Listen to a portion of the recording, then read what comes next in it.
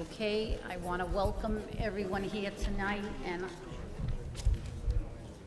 I'm going to introduce the speakers we have on stage tonight. To my right is School Committee Member Jerry Larkin, Dr. Larkin, I guess, and Sanford Mantell. He is a presenter for an alternate budget petition. To my left is the town solicitor, Mr. Cione, Attorney Cione, Council President Robert Coulter, Council Vice President Justin Katz, and to his left, Budget Committee Vice Chair, Acting Chair tonight, Ruth Hollenbach. There may be one more person from the Budget Committee who has been delayed, and that would be Mr. LaCroix, right? Yes. Okay, I'm going to start with just a brief discussion on the procedure we're going to follow tonight. And for anyone that's been here in prior years, there is no difference than what we have done in the prior years. It's going to begin with a presentation by the Budget Committee. They're going to, Ms. Hollenbach will have as much time as she needs to present the docket as presented by the Budget Committee. All copies are up on this table here to my left and front. This is what she will be presenting. When she has completed presenting the budget portion, she will then present the Budget Committee resolutions. That is on the first page, because those resolutions usually would be accompanying this docket. Then, secondly, the council will present their resolutions on the inside of the cover of the docket. Council President Coulter will be presenting that, because they generally go along with the docket presented by the Budget Committee. Once they are completed, then Mr. Mantell will present the alternative proposal that he has submitted. After all the presentations are done, then we will open it up to questions from the audience. I ask that you please not use the right-hand side because there are wires and I don't want someone tripping there. If you could please line up to my left against the wall or this middle aisle, and we'll recognize one off each row to come to the podium. If you are a Tiverton resident, you only need give your name. If not, please mention where you reside. All copies of proposals, resolutions, ballots, agendas, treasurer's report are all on the table. It's also required that we post tonight copies of samples of the ballot. There are 7 sets posted around. There's also 11 by, I think there's 11 by 8.5 by 14 there of them as well. There's mock sample. That should be ample supply here. They're also available at the senior center, the town hall. We're going to be delivering them to the library tomorrow. So you could, and they're all on the website. So anyone coming forward for a question is going to be given 3 minutes to propose their question. Please direct your question to the body that is responsible for presenting that. So if you had a question for the Budget Committee, please direct it to Ms. Hollenbach. If you have a question for council, it goes to the council, and for the petitioner's budget, to Mr. Mantell. The question must pertain to what is being presented here. So I ask that you please be tolerant of that and make sure that what we are asking is questions pertaining to these budgets. The purpose of this meeting is for information. The ballot is being printed. We can't change the numbers, but you can ask where those numbers came from, how we got to that number, what does that number mean, what does it represent. But once the question is asked, please do not interrupt the presenter. They have to be able to answer you. And they can take whatever time it needs. But once the question is asked and answered, you'll be asked to sit down. You can't ask it 15 times. You're not going to get a different response. It's asked, it's answered. You can disagree and say, hey, I don't agree with that, but you then have to sit down so that everyone that wants to speak or ask a question is able to do so. Let me see. We don't have a sign-up sheet. You're just going to get in line. I'm hoping that it wouldn't have served its purpose because you may get some of your questions answered just by the presentations. That would be my hope. If you have already asked one question and you see someone in line that has not had the opportunity to speak yet or to ask a question, please allow them to come before you. We want to make sure everyone has an opportunity. Although at some point in time, we're going to wrap it up. This isn't going to go on till midnight. You will be, when you begin to do your question, someone biting at the chips to go. When you begin to ask your question, if we see you are getting to about the 2.5 minute time, I'm going to just say, please wrap it up. Get through with your question, because this is not the time for political statements or for items that are not here to be addressed. Please stick to this agenda. I will bang the gavel if it gets off topic, and I will ask you to sit down. Other than that, we have our police chief here. I ask, as I do at every single meeting we've had, including the FTMs, that we please be tolerant of each other. Try to avoid the insults. I know we all get excited. I certainly do, and sometimes say what I shouldn't be saying. But let's be conscious of each other's, toward each other, and try to be as respectful as we can, so that we can relay what this purpose of this is. We can't change numbers now. All we can do is explain and try to get as much information out to the public as we can. And with that, I have no other comments. Do you have any, Mr. Solicitor? I do not. Okay, so we will begin with Mrs. Hollenbach, and she's going to present first her Budget Committee proposal. Welcome, everyone. I am the Vice Chair of the Tiverton Budget Committee, Ruth Hollenbach. The Chair, Jeff Karen, has resigned. However, it was after we had completed all of our meetings. So he played a huge part in covering everything completely, as he's been Chair before and has much expertise on the budget and the town in general, having grown up here and having been in town involved for about 20 years. This Budget Committee, elected by the residents of Tiverton, had many meetings in order to do what is best for the people who live here. We have a big change this year, the first year of the casino, $3 million. It's an honor to be on the Budget Committee that is handling that, working together with the rest of my Budget Committee members, most of who are in the audience. It's great to see everyone. Using all of our input and expertise that was on the committee and from public comment. It was an honor last year as well when we worked so well together to create a budget that we used estimated revenue from the casino money. The town means a lot to all of us on the committee. We take it very seriously, and we love this town.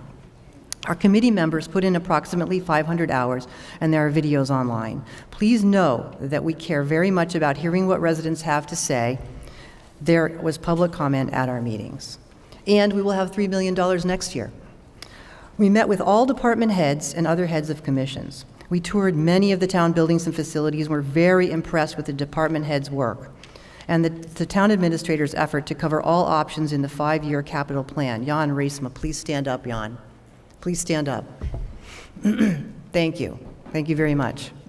That was a lot of work to get everything in there. We look carefully at revenue and expenses. We won't have the final tax rate until the budget is passed. It will be very close to what we estimate now. It may change a tiny bit due to minor amounts of change in the real estate and tangible personal property assessed value. The Budget Committee has to abide by state laws and town laws, like all other government bodies. The official mission of the Budget Committee per the Tiverton Home Rule Charter is Section 703, Duties and Responsibilities, number 2, to review the budgets submitted by the town administrator and the school department, in which the review, their committee shall consider both the supporting evidence for each requested budget expenditure and the ability of the town to support the level of service recommended. Number 3, to provide the electorate with budget recommendations which balance the value of the proposed goods and services with their cost in taxes. This budget complies with town laws for FDR budgets as stated in the Tiverton Charter. Please turn to page 18. I think it helps to see the big picture first in your docket.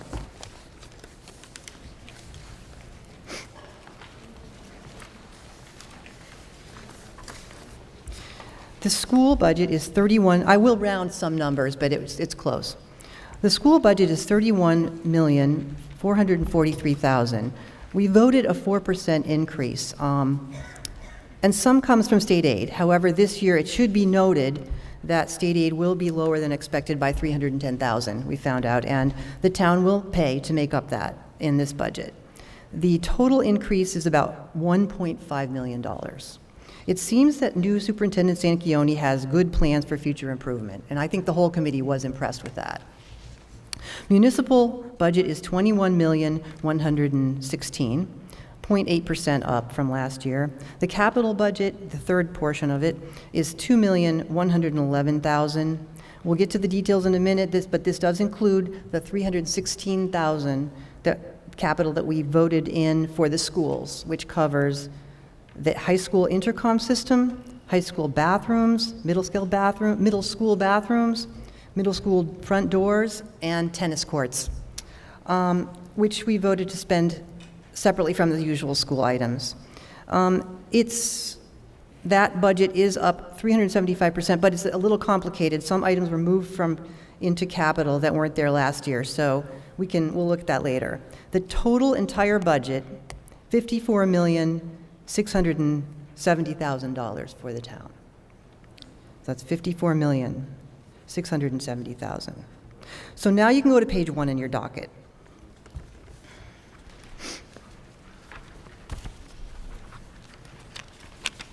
And I'm going to read the proposal for appropriations and tax levies.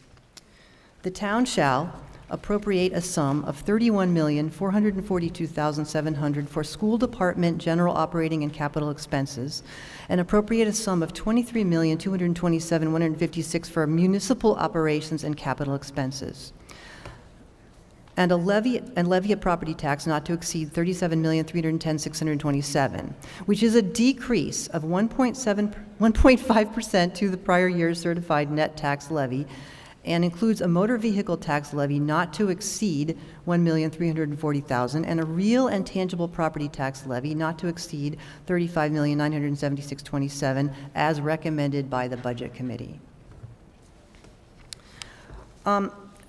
We will go through them in a minute. The major headings in the docket made available here by the clerk, Nancy Mello, are debt service, municipal capital, general government, finance administration, protection to person and property, public works, associated activities. We have the grand totals and then the revenue. Just a couple general comments. In multiple sections, you'll see that improvements to much of the town software played a role in the budget this year. The software maintenance, efficiency for the town operations, upgrades for the police department, improving efficiency, safety, and communication between the police department, fire department, and the DPW, especially in emergency weather and that type of thing. There's a lot of improvements there. This new software comes with maintenance fees. So you'll notice, I'm not going to mention it every time, but you'll see as you go down through the docket, the maintenance fees and any software costs. The value returned is really worth it, what we're doing for that. So we're on page 2, debt service.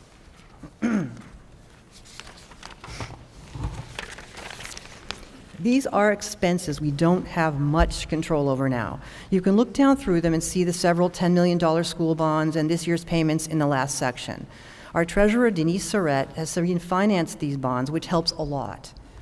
The total payments for this year is $4,774,000. If anyone wants more info on bonds, please ask. We have paid $51 million on these 5 bonds listed as of 7/1/2019.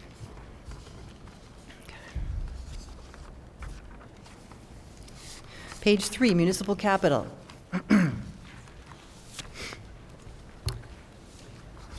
We had a 5-year projection last year, and this year the town administrator filled in a lot of items in a 5-year plan. Just so you know, road paving, drainage, and curbing sidewalks were put into one account, moved here from DPW account, and we raised it $25,000 to be $500,000 because this is a critical need in the town, as Joe Souza can attest to. Town farm playground was important as the jungle gym had broken down and other play equipment was rusty, etc. So we voted in $50,000 for the professionals to build it for the safety of the children. We really had to have professionals do that, and $15,000 for other playground areas with rusty equipment. And just to note, volunteers play a big role in how town farm is cared for also. We also toured the other 2 playgrounds, Pocasset and Bayview, where both need basketball hoops, and then they can be used. They're right now not being used as much as they can. We funded matching grants to save money for recreation. And here, the school capital is at the bottom here. It's there at $316,000. Equipment replacement. Generally, the committee liked this year. That's generally. When I talk about the committee, remember, it's a majority, and not everyone is exactly thinking the same.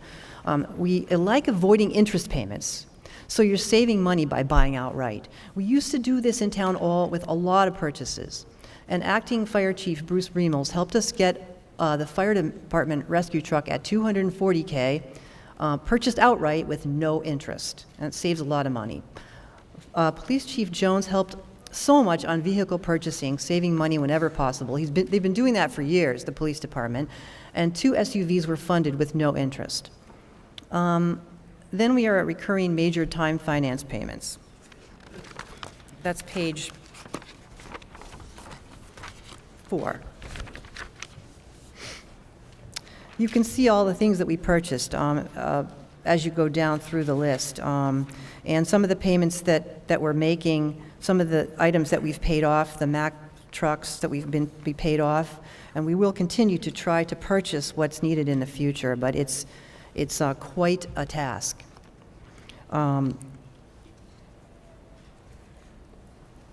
There's a note at the bottom that shows the complication of moving items into the municipal capital. So you can see that it actually went up more like 171%, not 375%, if you compare it to last year's, the way we did it last year. On the recurring major time finance payments, we did get the DPW, a plow sander, with 5 payments, which, again, we didn't really want to do that, but we had to do it this year and get it done. The total of that budget is $2,111,000. So we can go to page 5, general government. There's a couple of good initiatives in town, recodifying the town code and the town comprehensive plan. You're probably all familiar with those, I hope. They're very good initiatives, and also there's a switch to Office 365 across all departments. Those are all big initiatives that are going to help us in the future. We'll continue to work on those. You can look down through that on your own. It's not too much complexity there. Page 6 is finance and administration. Page 6 is just note that at the top on legal services,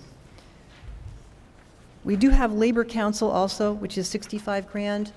So we aren't only spending on legal costs the $85K. And just a note on that, the $85K is not just like one person's salary.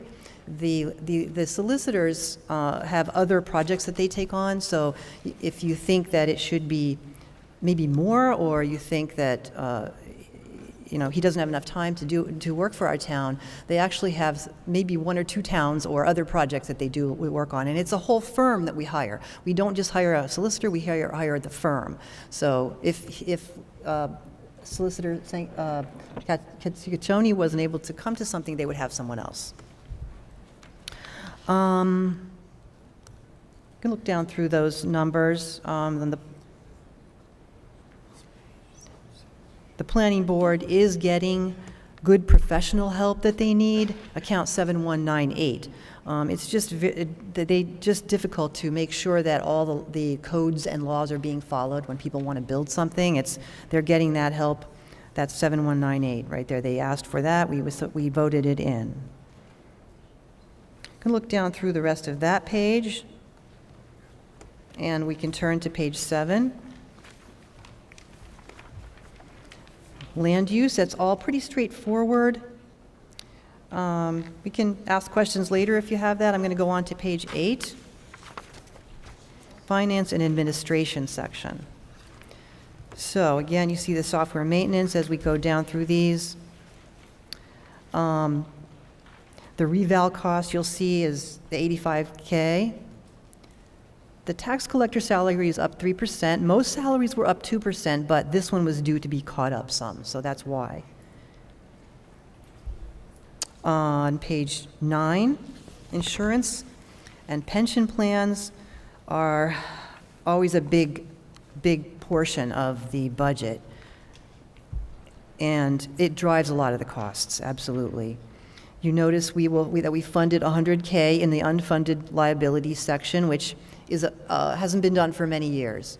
That's an unfunded liability that's in the millions, so we have to start addressing that. That total budget is, well, almost $6 million, $5,991,000, so that's getting up there too. Page 10. This is the protection to persons and property section. So the fire department, the clerical position is working out very well. They brought in, you'll see later, they brought in $650,000 in medical insurance payments this year, and they did get the rescue they need. We are going to continue to try to supply them with whatever rescues they need. It's actually, these emergency calls are actually a lot of work. I learned by touring with Bruce. Heavy lifting, knowledge about drugs, and et cetera. The overtime is up 12%. Physicals were funded this year at $12,000. The committee thought it was important to re-implement those. On to the police department. It's complex here. Chief Jones is leading a lot of great initiatives, including upgrading to the Rhode Island state standard of software, which will increase safety and ease of tracking.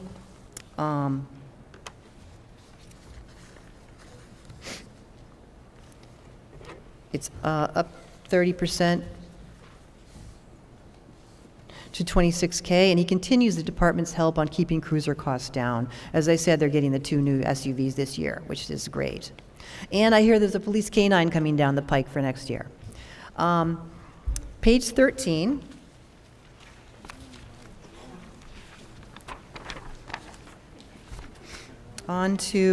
We noticed this interesting, Harbor and Coastal Management Commission does water quality testing, which is really great. I didn't really know that before. They do get a certificate, and they do water quality testing for our town, which is wonderful.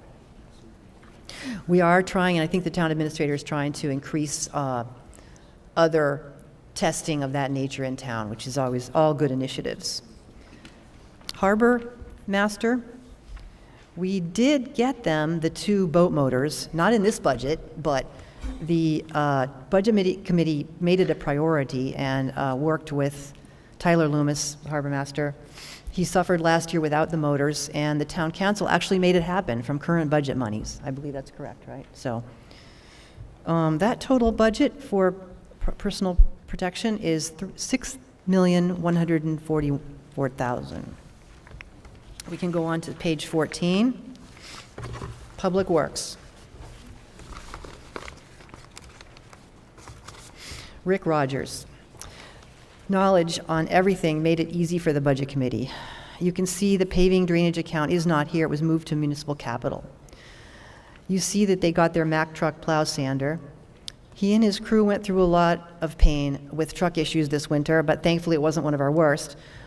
Rick has a lot of plans for the future for anything we couldn't get in this year. You can look down through those notes, and feel free to ask questions of details when I'm completed this. Keep looking down through. We had our street lighting initiative, which is really working out well. It's going to save us the town money in the long run.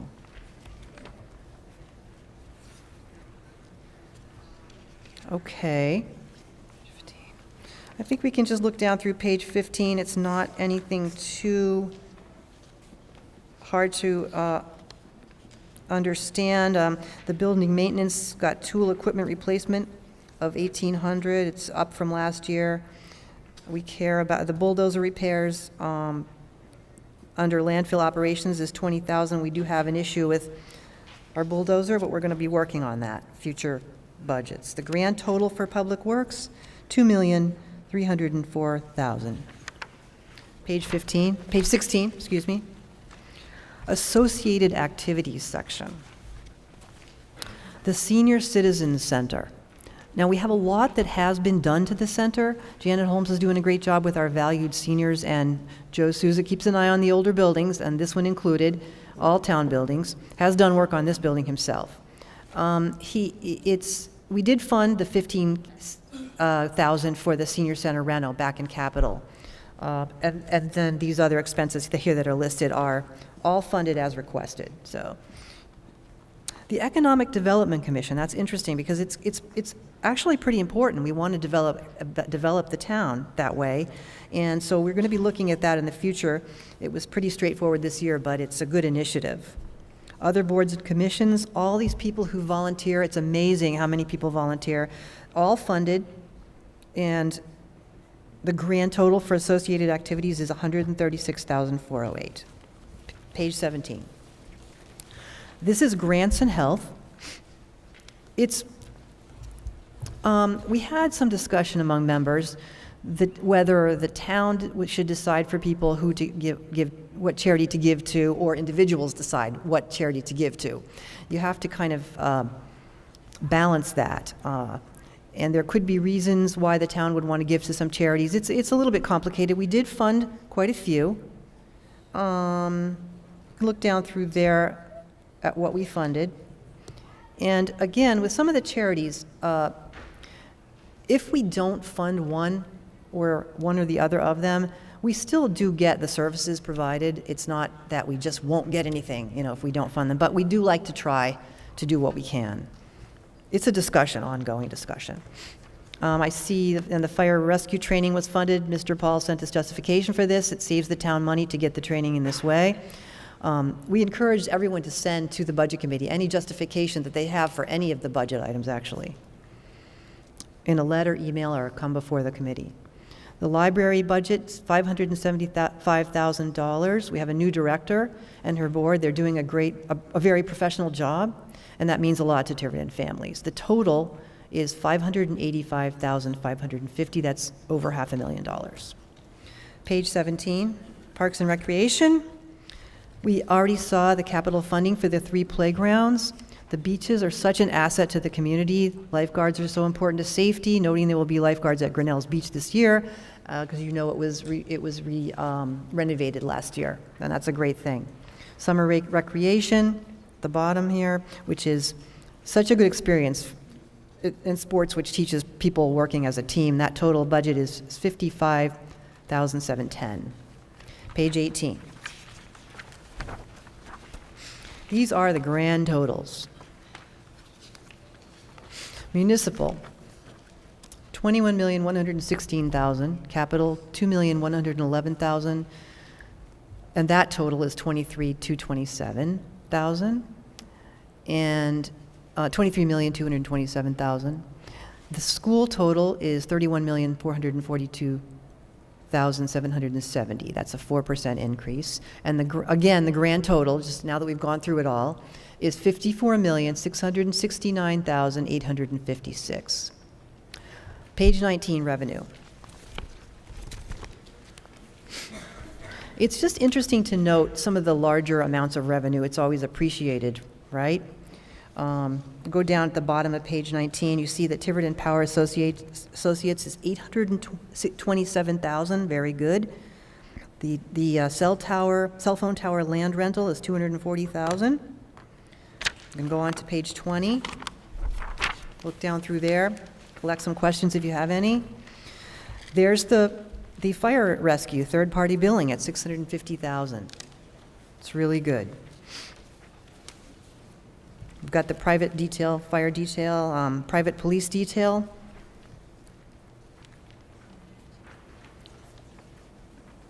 Mooring fees are there are 40,000. I believe the boat motors were 44,000, so it's pretty close. Page 21. We have that is, I believe, the state aid, the $7,482,838. And you've got, this is the school costs, the school revenues here, the school revenues. The special ed, the school housing aid, and the renovation aid. That total is $8,694,000. Grinnell Beach, you can look down through the rest of it here, down to the casino section, which starts about 4,905. And that is hotel tax, meals and beverage tax, municipal incentive, and there is the gaming revenue, $3 million, and I guess sports betting revenue of $100,000. That's the total revenue. The grand total non-property tax revenue at the very bottom, $17,389,229.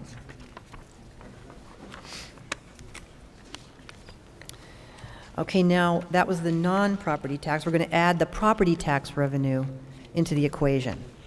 If you look at your FY20 tax levy worksheet, I don't know if you have that from up here.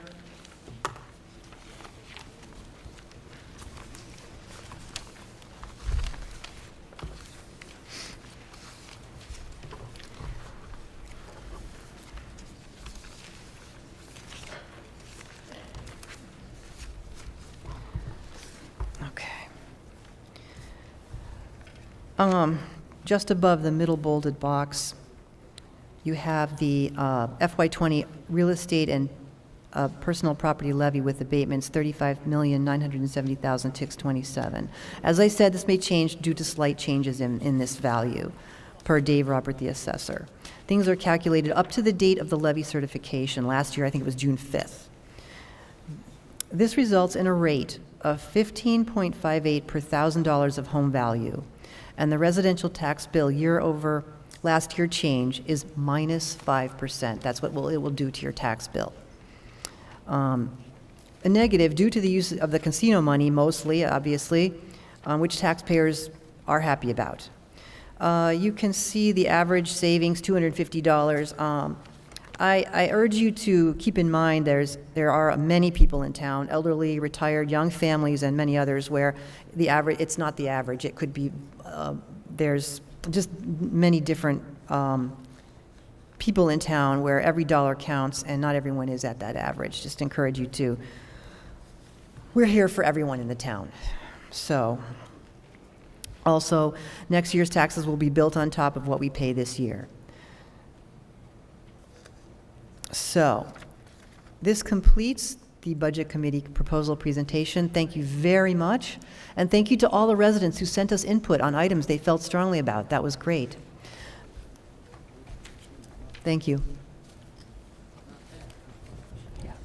Okay, so we're going to hold our questions till the end. But Mrs. Hallenbach, would you do the resolutions, Budget Committee resolutions, please? Okay.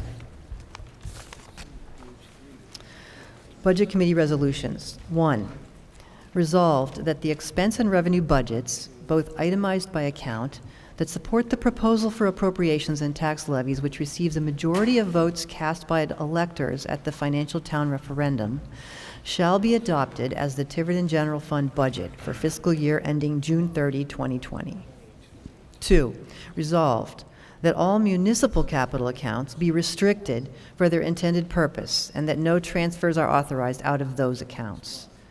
3, resolved that if the electors at this financial town referendum appropriate a sum for municipal operations and capital expenses that includes an amount to fund the revaluation account. Said amount shall be placed in the restricted revaluation reserve account to be used solely for the purpose of funding property revaluations. 4, resolved that if the electors at the financial town referendum appropriate a sum for municipal operations and capital expenses that includes an amount to fund the elections account, said amount shall be placed in the restricted elections reserve account to be used solely for purposes of funding future elections and financial town referendum runoffs if necessary. 5, resolved that the account new paving, drainage, curbing, and sidewalks shall be a restricted account to be used solely for the purpose of paving, drainage, curbing, and sidewalks. 6, resolved that any unencumbered funds as of June 30, 2020 will be returned to the general fund with the exception of Public Works Department unencumbered funds that will be placed in the restricted paving, drainage, curbing, and sidewalks account, which is a new account.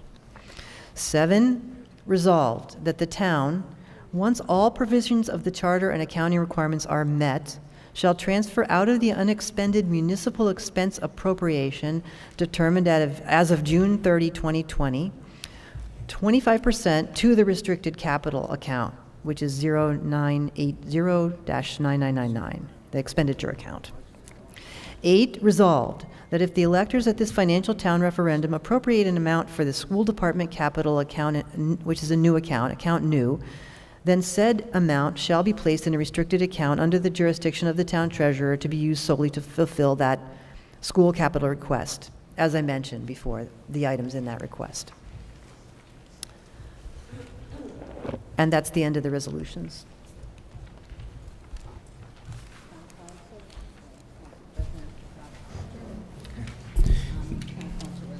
Thank you, Madam Clerk.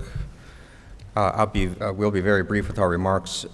We will be talking only about the resolutions, but I do want to say first at the outset a big thank you to our fellow councilors, the professional staff led by our town administrator, all of our many volunteers on our boards, committees, and commissions, and all the other elected officials, especially the town clerk, the treasurer, and the town sergeant as well. And we appreciate the consideration by the budget committee as well as the elected petitioner.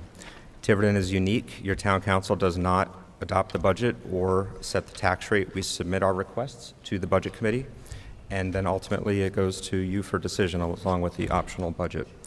The town council does, however, have direct access to the ballot for resolutions, which you just heard 8 resolutions from Ruth.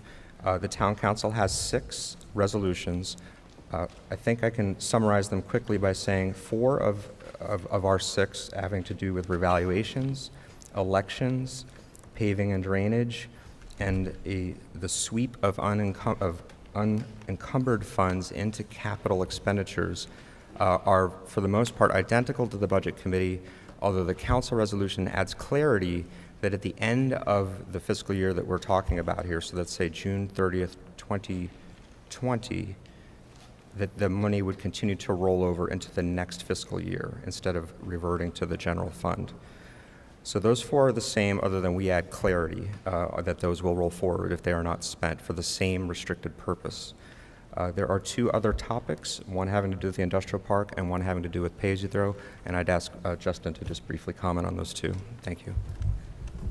Okay, just as a slight correction, the clarity that's added is that the money would roll over from the current fiscal year into the new fiscal year.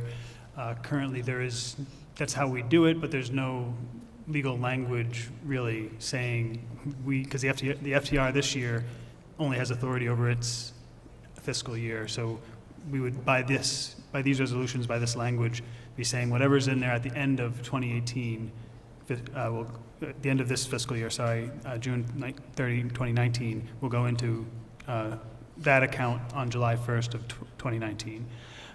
The first resolution has to do with the industrial park. In the past, we've had sometimes competing resolutions on this point, whether it was up to or no less than 25%. So we just decided to say, we'll call it 25%. That's any plots that are purchased from the industrial park. 25% will go toward repair or maintenance or other things to make it more attractive for sales. And that's important because there's sewer that has to be put in and other road work that needs to be done. And the Budget Committee's budget, I believe, this year did follow the recommendation to use some of that money that's been put aside for that purpose.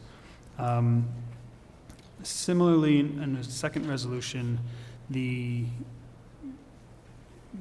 would restrict money for pay-as-you-throw. Again, that's more or less being done. This is essentially to clean up, have some clarity that this is what the voters intend, so there can be no doubt.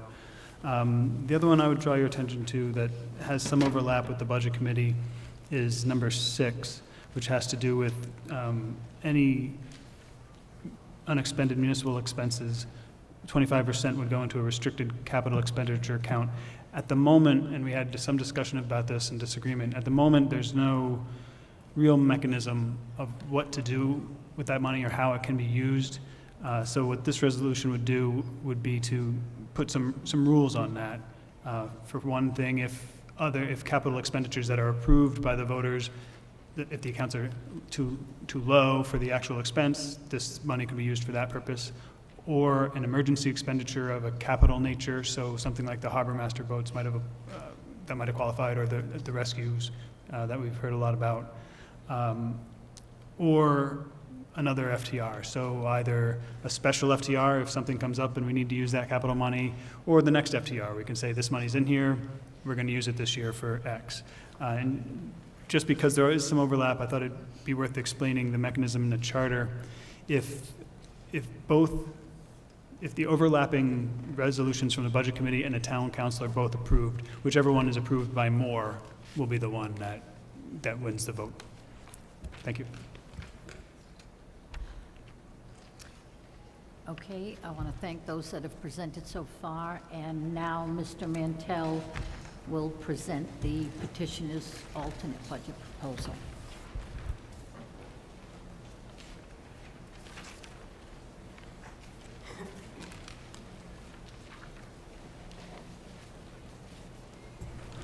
Hello, everyone. A little loud. Sorry about that. First thing I want to do is kind of introduce myself. People are probably wondering, who is this guy? So I figured I'd take a couple of seconds just to tell you what my background is. About 10 years ago, I was on the Budget Committee for a couple of years, so I got a little experience there. That was very helpful. I'm retired now, but for the past 35 to 40 years, I've worked in the accounting profession, mostly in manufacturing. Most of my experience is I got involved in capital budgeting, financial analysis, general accounting. One of my positions, I was a plant controller. I have pretty good background in terms of working with numbers, so that's who I am. And what I want to do now is, before I present my budget, I just want to get something cleared away. There's a rumbling in town. I think it's been nicknamed Mathgate. Something about numbers don't add up. But the tax rate that I'm going to show you tonight, the tax levy, is correct. I computed it slightly different. The way I did it was, the analogy I used was, you can drive to Providence on 195. I took Route 6. So I just want to get that out of the way before I present the budget. And once I do present the budget, you'll see that, and I think you'll agree, that what I'm doing adds up to being a better budget. I'm going to start with I'm going to just give you a little more background in terms of what I did. My goals for the budget are 3. I wanted to be sure that infrastructure was taken care of. That would be road paving, particularly roads. I wanted to be sure we gave money to the schools, again, but they didn't get everything they wanted, but we gave them some money. We have a new superintendent in town, and he has a reputation of being a turnaround expert. And I didn't think it was fair to him that he be distracted by trying to figure out where he was going to cut $500,000 from his budget. So I think we have to give him an opportunity. This is his first year. Usually the first year you have to get your kind of feet on the ground, take the lay of the land. Second year is when you see the results. I happened to attend a couple of meetings. One of the meetings I attended, was a PTO meeting, and the superintendent spoke. And this is one of the reasons I wanted to be sure that schools got some money. He's implementing a reading program, and from what I understand, it's a pretty high-level reading program, and I think students really have to have a structure where they're taught reading. I think they're going to be working pretty hard, but they'll benefit from it.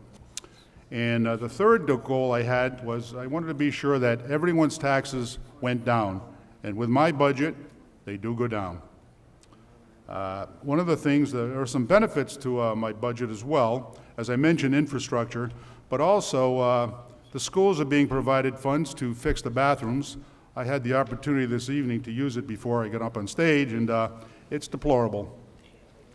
Also, when I went through the budget, I made sure that the library was funded, and we actually added a bit extra money to make sure that I believe they should be able to extend their hours. And again, with the improvements that I made to the budget, I believe the difference between my budget and the Budget Committee's budget cost you about $1.45, $1.50 a week for the added improvements, and I think it's well worth it. What I wanted to do before I actually go through the budget, I'm just going to show you the highlights, but I went through and I wanted to be sure I had a real neat presentation, which I did. And I know people were a little concerned about this, but I actually moved accounts around. I grouped them because I thought they made a bit more sense. And some accounts have similar functions, so I grouped them together so taxpayers could see the full impact of those costs. What I did, another area that I actually did some work, when I went through the budget, I noticed capital leases were listed under capital. And in my experience, when you acquire something and start paying, in other words, an acquisition, a capital acquisition is something brand new. What the capital lease is, it's really a repayment of past purchases. So I consider it financing, not capital. And that's the change that I made, and I grouped those together. You'll see it as we go through the budget. What I did, as I mentioned, I reviewed the budget. I actually downloaded it, converted it to Excel, reviewed it. I reduced some expenses. I removed some expenses. But I also added some expenses where I thought they had to be added. And as I mentioned, I reclassified the leases. I did all this. It took a little bit of work because I wanted to be sure that funds were allocated a little more reasonably, and I wanted to come up with a more realistic and reasonable budget. Now I'll go through the budget. What I'll do is go through it. I'm not going to go through it line by line. I'm going to just show you the highlights of the changes that I made.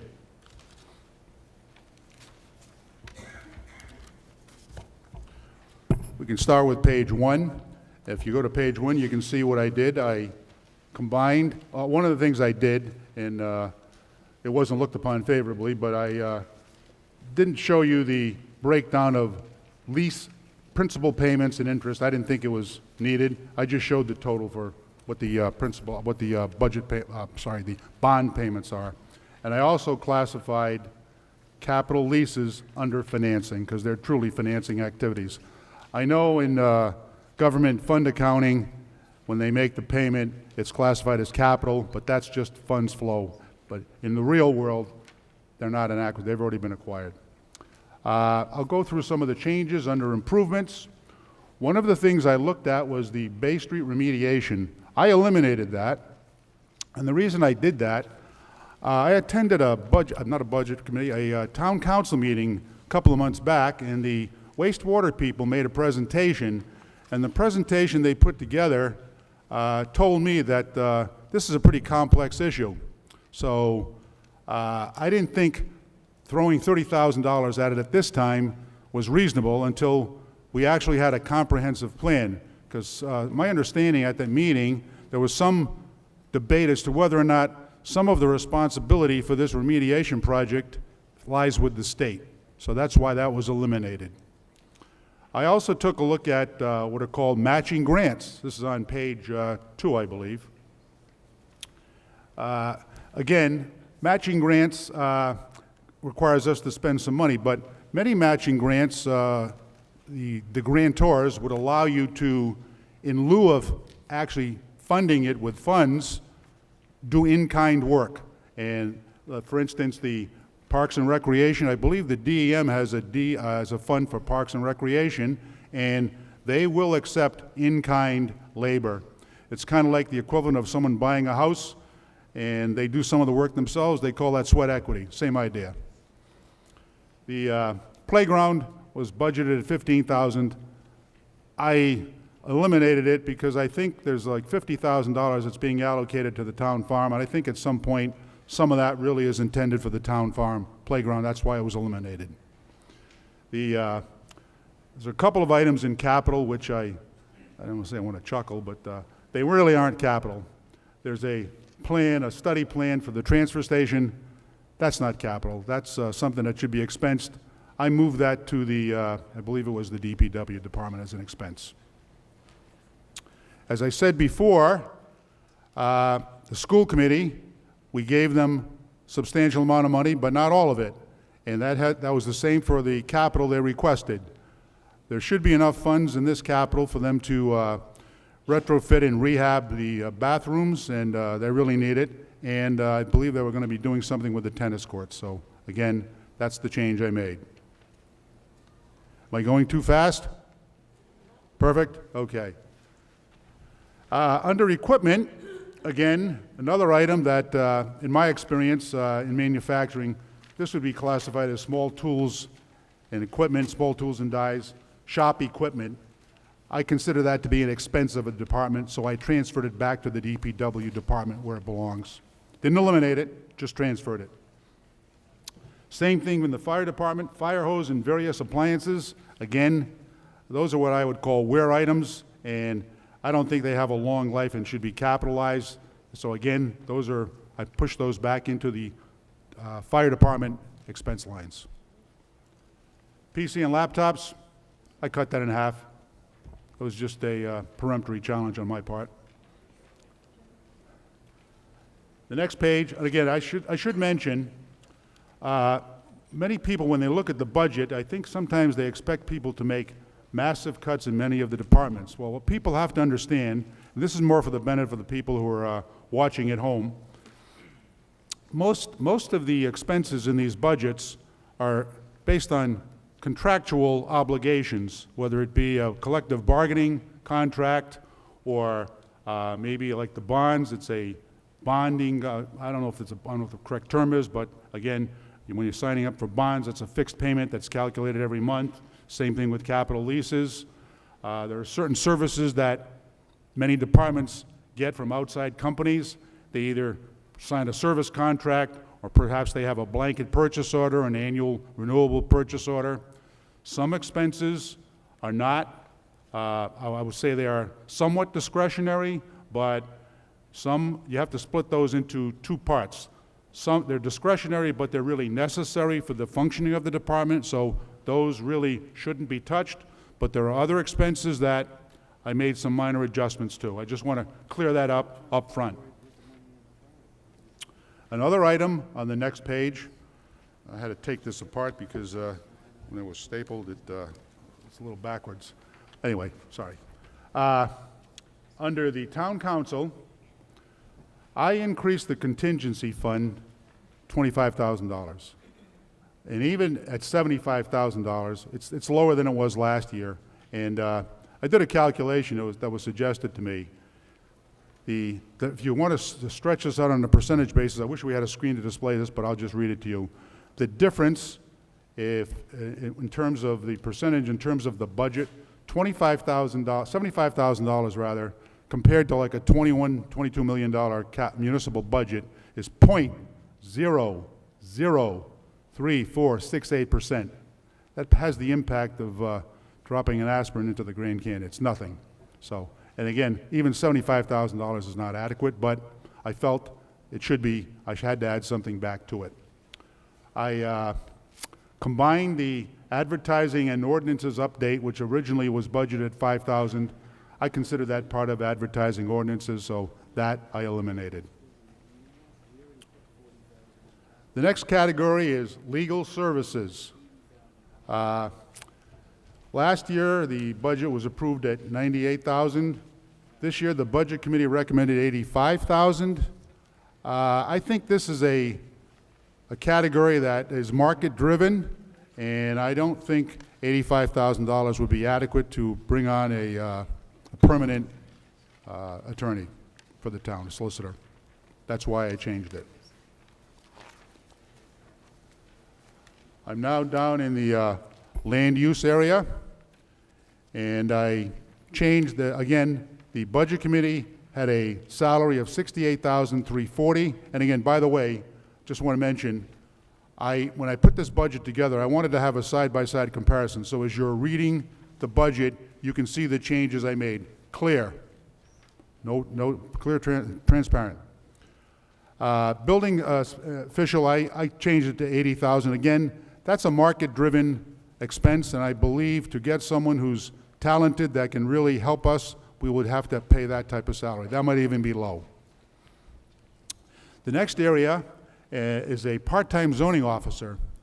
This is a person who will advise the zoning board, but also probably would be very, very helpful to the planning board, because Tiverton, like many small towns, most of their income, if you will, is real estate our real estate taxes, and we would expect some organic growth, meaning more homes being built, and we should have someone who is competent in that area and can advise the planning board and the zoning officer, the zoning board, about what the zoning issues could be potentially when plans are brought before them.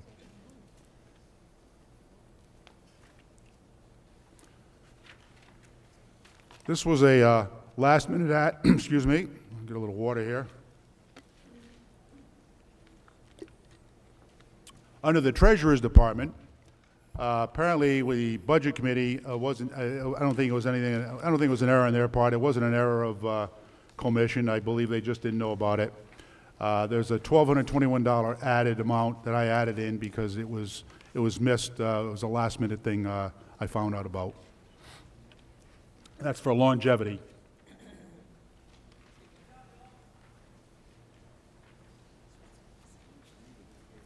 I'm now on to protection to persons and property.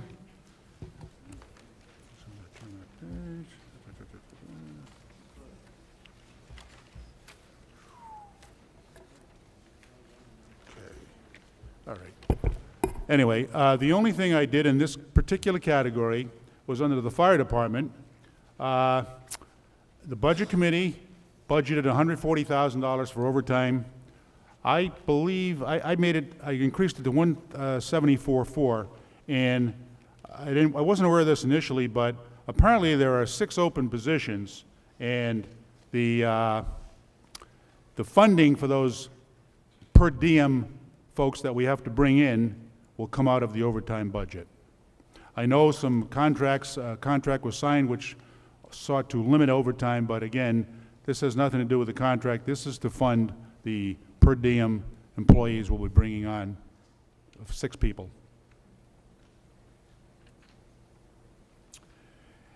And under station building and maintenance account 7840, I transferred in $10,000 from capital expenditures and increased the station and building maintenance to 40.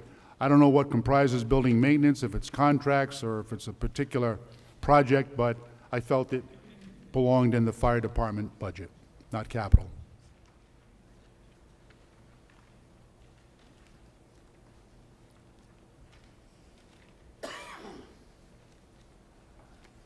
I'm skipping along. I'm on several pages. I'm now into public works. This is where the next change took place. And as I mentioned previously, shop equipment, I increased that. I transferred that in from capital expenditures. The Budget Committee had $1,020. I made it $11,020. The other category was construction supplies. Again, I don't believe that's a capital item. I changed it to an expense item within the DPW department. And this is another item that was in capital. It was called Transfer Station Recycling Study Plan. I want to thank the Budget Committee for cutting that back, but it's not capital. It's really an expense of the DPW department.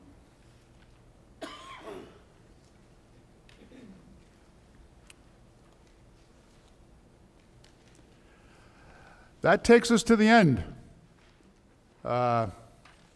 The municipal expense on my budget is $21,620,277. Capital is $1,521,000 versus $1,758,500 on the Budget Committee. School expenses, mine, $31,890,000. That's again, as I said, we gave the school committee additional funds, but not to the extent that they requested. I don't know if they're, I'm not going to, and the only change I made to non-tax revenue, I had to take money out of the fund balance, general fund balance, not to the extent of the Budget Committee, but I had to take $600,000, which was $200,000 less than they did, and even that is too much, but again, had to be done, and to make the balance, to actually make sure that taxpayers' taxes per household are decreased. I'm all set. Okay. Yes, I just wanted to make one comment, Jerry. I do apologize. It looks like the Mr. Mantell's backup is the sheets are not in order. We've got a new copy machine. Apparently, there was some problem with it. But I do apologize for that. I'll make sure any others that are put out. They're all, the pages are there, they're just not collated properly. Yes. Okay, so I apologize for that.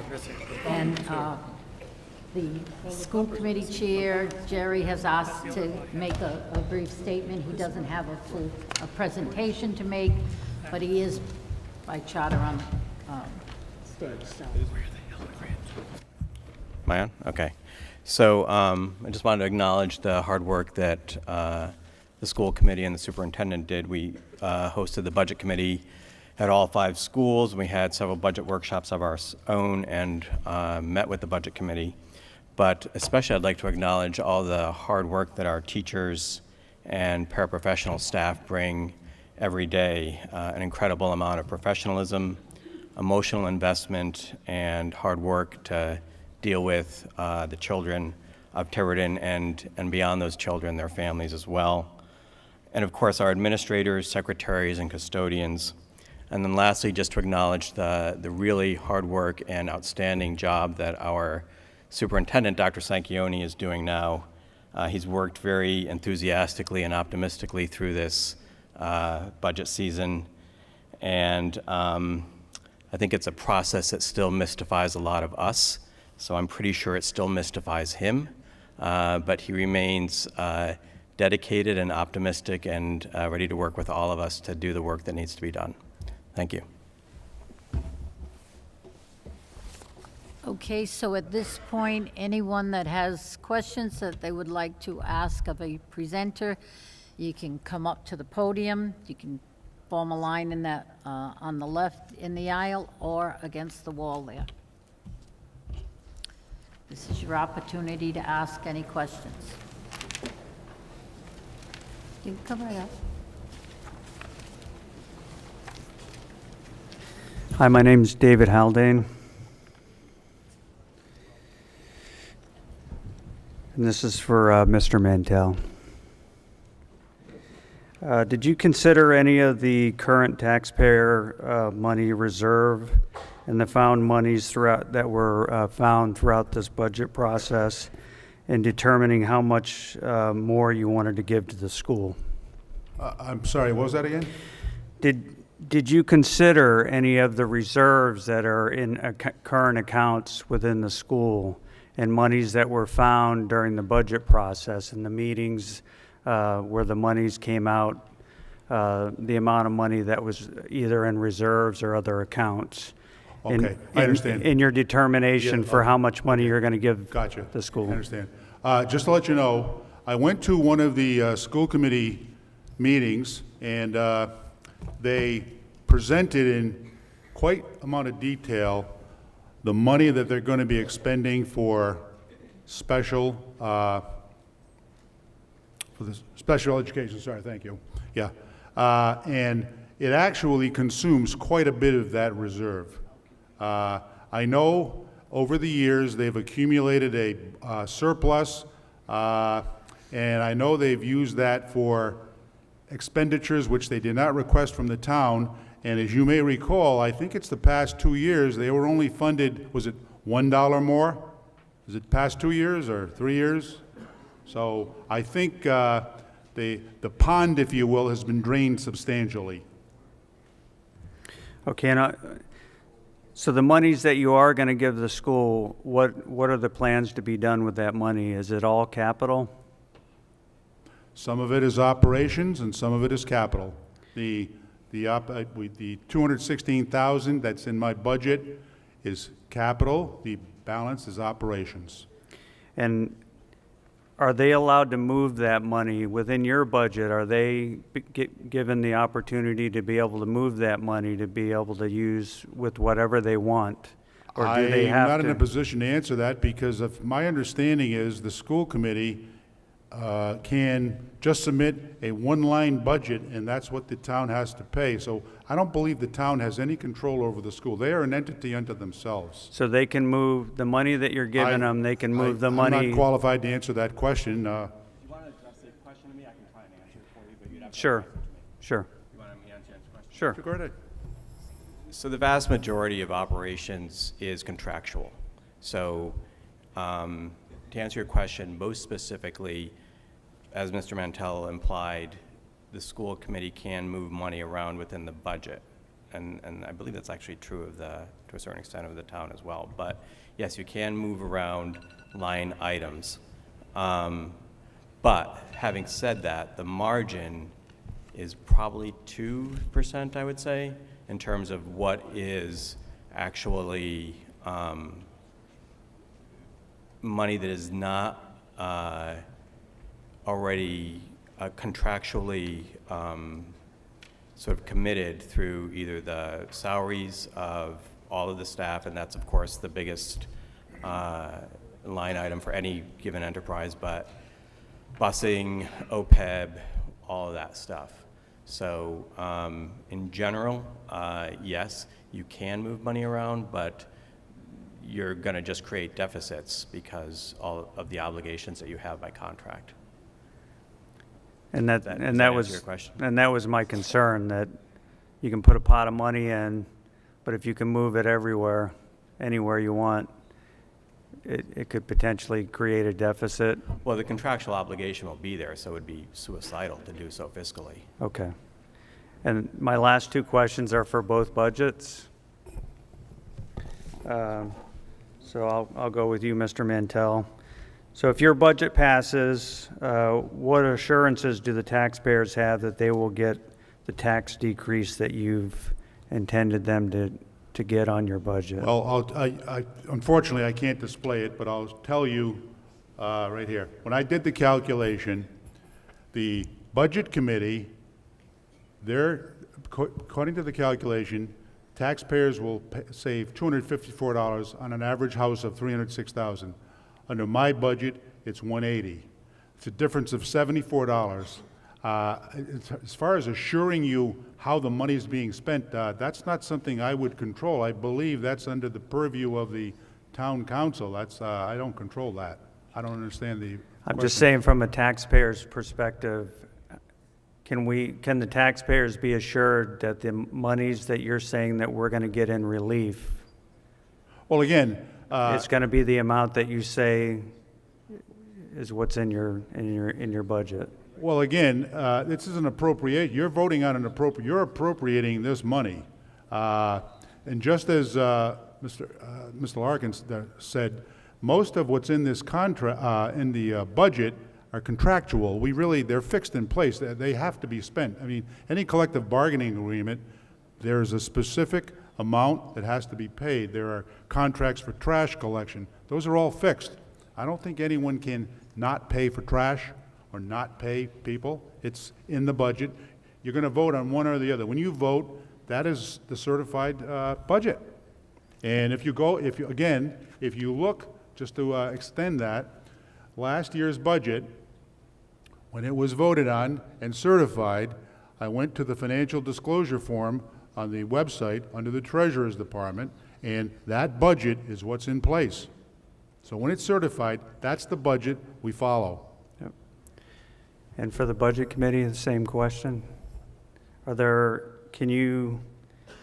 If your budget passes, what assurances do the taxpayers have that they will get the tax decrease that you submitted on your budget? 100% assurance of minus 5% on their bill. Thank you. And one last question for both budgets. Can you make assurances to the taxpayers that if your budget passes, it will not affect the maintenance of effort that would require taxpayer to pay no less than what your budget numbers submit for now and into the future, so no less than what you are budgeting? I'll be quite candid. I'm a private citizen. That's beyond my area of expertise. My concern is that you're giving $400 and something thousand to the school grader, which is almost what they asked for. And if that amount, which is obviously an increase, if it goes into somewhere in the realm of the maintenance of effort area, then taxpayers are going to be burdened with no less than that amount the following budget cycle. Well, I don't know how to answer that question, but I can tell you. Sorry. I can't answer the question. That's what I said. I can give you a general sense. I don't mean to speak for either of the petitions, but for those who aren't familiar with it, maintenance of effort is a requirement under state law that you not underfund the school's operations in 1 year versus the prior year. So as you increase operational expenses in your school budget, you are to some extent greater or lesser, depending on the details of the law and how it's interpreted, you're bound to continue to spend those sums of money. So if you have an increase, then in the following year, you essentially have to maintain that increase. So what needs to be remembered, though, is that is only the operating side of the budget. Capital expenditures do not go into the maintenance of effort calculation. So if you increase capital expenditures in 1 year to, say, fix the bathrooms, you're not bound to fix them again the next year or have additional capital expenditures the next year. So the Rhode Island Department of Education will distinguish between one-time expenditures and ongoing recurring operating expenditures. I actually had a great conversation with the Chief Counsel for the Department of Education this week just to clarify some of those questions, and my sense is that in terms of the capital, the variations in the budgets don't affect anything. Obviously, in terms of a higher operating budget for the school, yes, that would increase maintenance of effort requirements going forward. And that went back to my previous question, was the assurances of when you raise the amount and say the school budget has the ability to move money within any of the accounts, could any of that fall into accounts that then become a maintenance of effort issue? To answer the question, which I think you're asking, you cannot, if the money is appropriated for capital, you can't move that into operations and call it operations and thereby sort of do an end run around maintenance of effort. I think that's what you're getting at. Right. You cannot do that, Okay. no. Just to follow up on the answer to your other question about moving money from line items, that's true regardless of which budget passes. If there was 30 petitioners' budgets and a school or a budget committee budget, every single one of those budgets is fungible to some extent. Again, the contractual obligations sort of mandate how you use the money, because otherwise you're gonna, have people not getting paid and buses not being, paid for, and sort of all the other things that contracts imply. Okay, and the same question for the budget committee's budget? All right, you're going to have to wrap it up. This is that's it. That's the last question. Can you repeat the question? Please. Can you make assurances to the taxpayers that if your budget passes, it will not affect the maintenance of effort that would require taxpayers to pay no less than your budgeted number to the school in the future? Absolute assurance, totally, yes. Thank you. Thank you all. Madam, I just want you to know we've given a little more latitude because there weren't people standing up waiting. But sir, you've got to let others come. Got it. forward now. Thank you. Madam Moderator, just a quick point on maintenance of effort.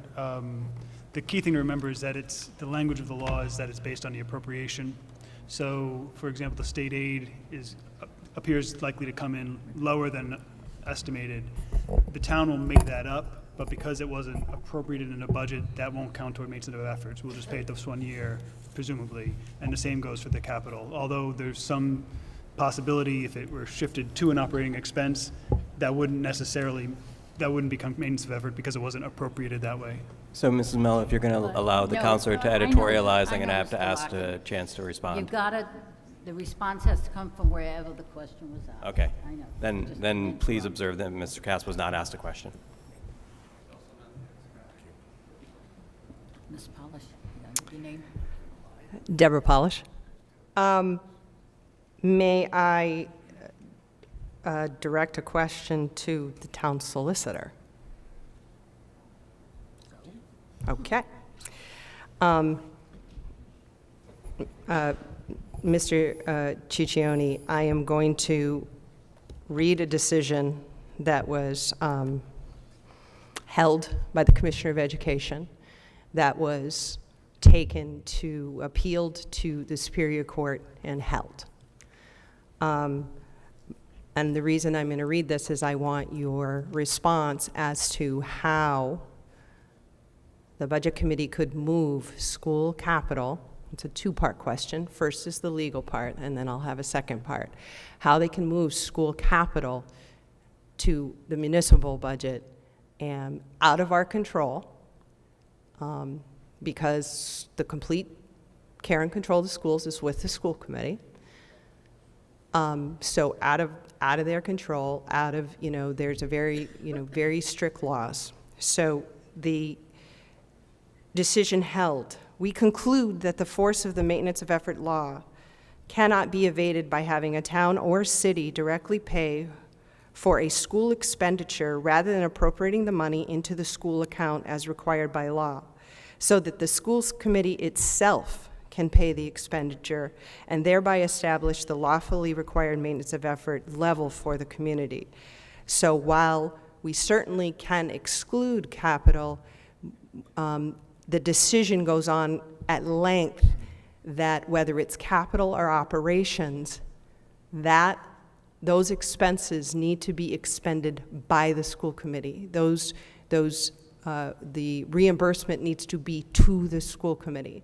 So we have a situation where you've moved school capital over to the municipal side, and even further, you've given the treasurer the authority to spend it. So you don't see an issue with either of those things? No. The distinction, and I asked this directly of the Department of Education's Chief Legal Counsel, the distinction is that, well, there's two questions you're asking. One, does this impact maintenance of effort? And I think I just answered that. I'm not asking that question, but I know it doesn't. But the case you're referring to is about maintenance True. of effort. So True. I'm trying to respond to the citation the case you quoted. And capital is not part of maintenance of effort. The way to paraphrase the Department of Education's response, we don't care where you put it. If you spend it on recurring expenses, it goes to maintenance of effort. If you spend it on capital, it doesn't. You can call it whatever you want in the town. We're going to ignore that. It's really about how you spend it. Did you make it clear when you were speaking to them that we would not be spending it? Well, and so that's the second part of the question. And again, I'm familiar with the cases that are relative to this. I think there's two parts. One is the way it's budgeted. The second is the resolution that would indicate that it's under sort of a restricted receipt account under the treasurer. My interpretation, looking at the cases that go back to 1902 on this, is that the resolution itself does not necessarily give the treasurer any authority that would be any different from the authority that the treasurer has maintaining all of the accounts the treasurer maintains. So it doesn't say, for example, that this money goes to the treasurer and she cannot release it unless the town council approves it. That would probably be illegal. But that's not what this resolution does, and so I think it's sustainable as it stands. Okay. My second question is, we spent a lot of time, last night I wasn't there, but I did watch it. You spent a lot of time talking about the language and how the percentage increase could lead to legal challenge. The language, how important the language was that we're voting on. So my question is, if I'm a voter and I say language that says, you shall appropriate $34 million for school and operations and capital. And I voted on that.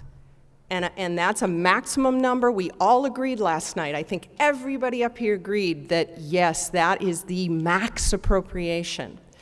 So then later on, I hear as a taxpayer, what do you mean you're spending $316,000 on bathrooms? I, as a taxpayer, did not approve that. That line says school operations and capital. What are you talking about? There's capital being spent for the schools. I didn't approve it. That is going to open us up to legal challenge. The language, it's not like they struck and capital, because they didn't. And if you look at the detail, it says school committee capital request. So if the language is so important, when you were speaking about Mr. Mantel's percentage changes in the tax rate, wouldn't the language be just as important when you say school operations and capital and you set a maximum? And then you go over that maximum by saying, oh, but there's another 316 over here. I would say you're deceiving the taxpayers. You are deceiving the taxpayers to think they're setting a maximum for a town for school spending in total, when in fact you're going to come up with another 316 later. Isn't that in fact going to open us to legal challenge as well? I think a number of towns have done it that way for a number of years. I know this Tiverton was not the first mover with this type of approach, and there are a lot of reasons to put it under as I said last night, under a town capital budget. And without getting into those, all I can say to answer your question is I have yet to see a legal challenge on those grounds. My concern was that when you have numbers that are mathematically in conflict, if you promise this amount of money to the schools, if you ever were to reduce that, you'd have a problem, right? People would complain and potentially have suits. The same thing on the town side, that number is set, but if the tax rate that's proposed doesn't generate the amounts to satisfy the school and the town budgets, then the taxpayers would have a claim against the town for saying that we're going to get a certain tax cut, but that not being sufficient to fund the budget that was approved. So that was my concern, was that when the math doesn't work, you have two numbers or three numbers potentially that are in mathematical conflict, and that's where your risk of litigation arises. I think so the concern that the math based upon the budget votes doesn't add up to the school appropriation line either, that math doesn't concern you? I'm sorry, can you... I think the answer is no. Thank you. I have more, Nancy, but I'll wait until others. I don't see anyone else, Deb, if you have others. Yes. Oh, I'm sorry, they weren't in line, okay. Madam Clerk, can I respond to that just briefly? I just want to mention that on the tax... I think the solicitor Okay, responded. okay. It was a legal issue. Okay. And you're comfortable, solicitor, he responded at that, Ruth. It was directed to him and he responded. Ms. Driggs. Thank you. First to Ruth Hollenbach. I have a couple of questions. One, when you were talking about the amount of capital or money you decided to give to the schools, I had been to a couple of the Budget Committee meetings, and could you just remind people what the discussion was, what the original request was, and how you ended up with the amount that you did give them? I'm talking for operating expense. Okay, so not for the capital, but for the operating. Yeah, the initial proposal was for a 7% increase. And then they came back a second time, the school, I think we met with them 3 times. The second time they came back with 5.6%, and then I believe we all settled on 4%. Does that answer your question? Sort of, I mean, what was the? The rationale? Yeah, the Okay. rationale for that. Well, we have a new superintendent, right? He has great goals, but we want to see some results. It always has been, in my opinion, I'm not sure about the entire committee, but even with taxes and what you do in the town, to just do something quickly, you just spend a lot of money without having any results that year, like 11% tax increase, for example. It's better to gradually do things. You give a little more money, see what happens that year, give a little more the next year, see what happens. You know, it's a little bit better that way, the way that anyone would do, even in your own private household.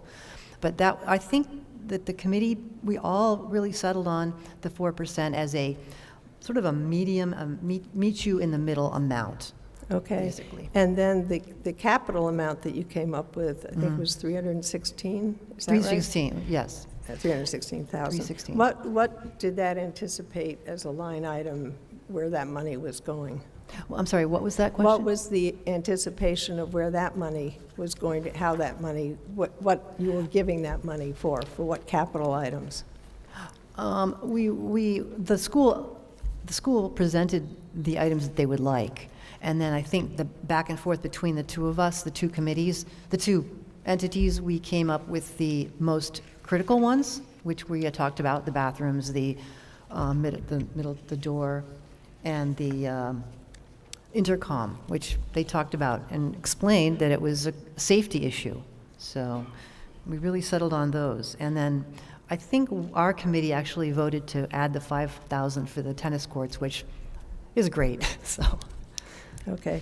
And then my next question for you is, under the grants and health, the civic appropriations, I noticed there were 2 Historical Society and Parents as Teachers that were not funded. And what was the reason for that? It was a vote of the committee. Generally, there's discussion back and forth on should individuals decide, or is it a town issue really? Parents as teachers, is that a town issue that we need to have as a charity? I think we just made the votes, and different people had different opinions on it, absolutely. Okay. Absolutely. Okay. And Mr. Mantell, just up front, I have to tell you, I understand that you sort of approach this with a different sense of how to create a budget. But as a taxpayer and somebody who has been on the budget committee for many years and then town council, I really found it a very complicated system to sort of decode. But I did do the exercise, and I have to agree that the decrease of the 0.02% to the prior year's certified net tax levy, when I did the numbers, it came out to 0.002%. And I find that sort of very disconcerting. And then you mentioned I have a couple of things, let's see.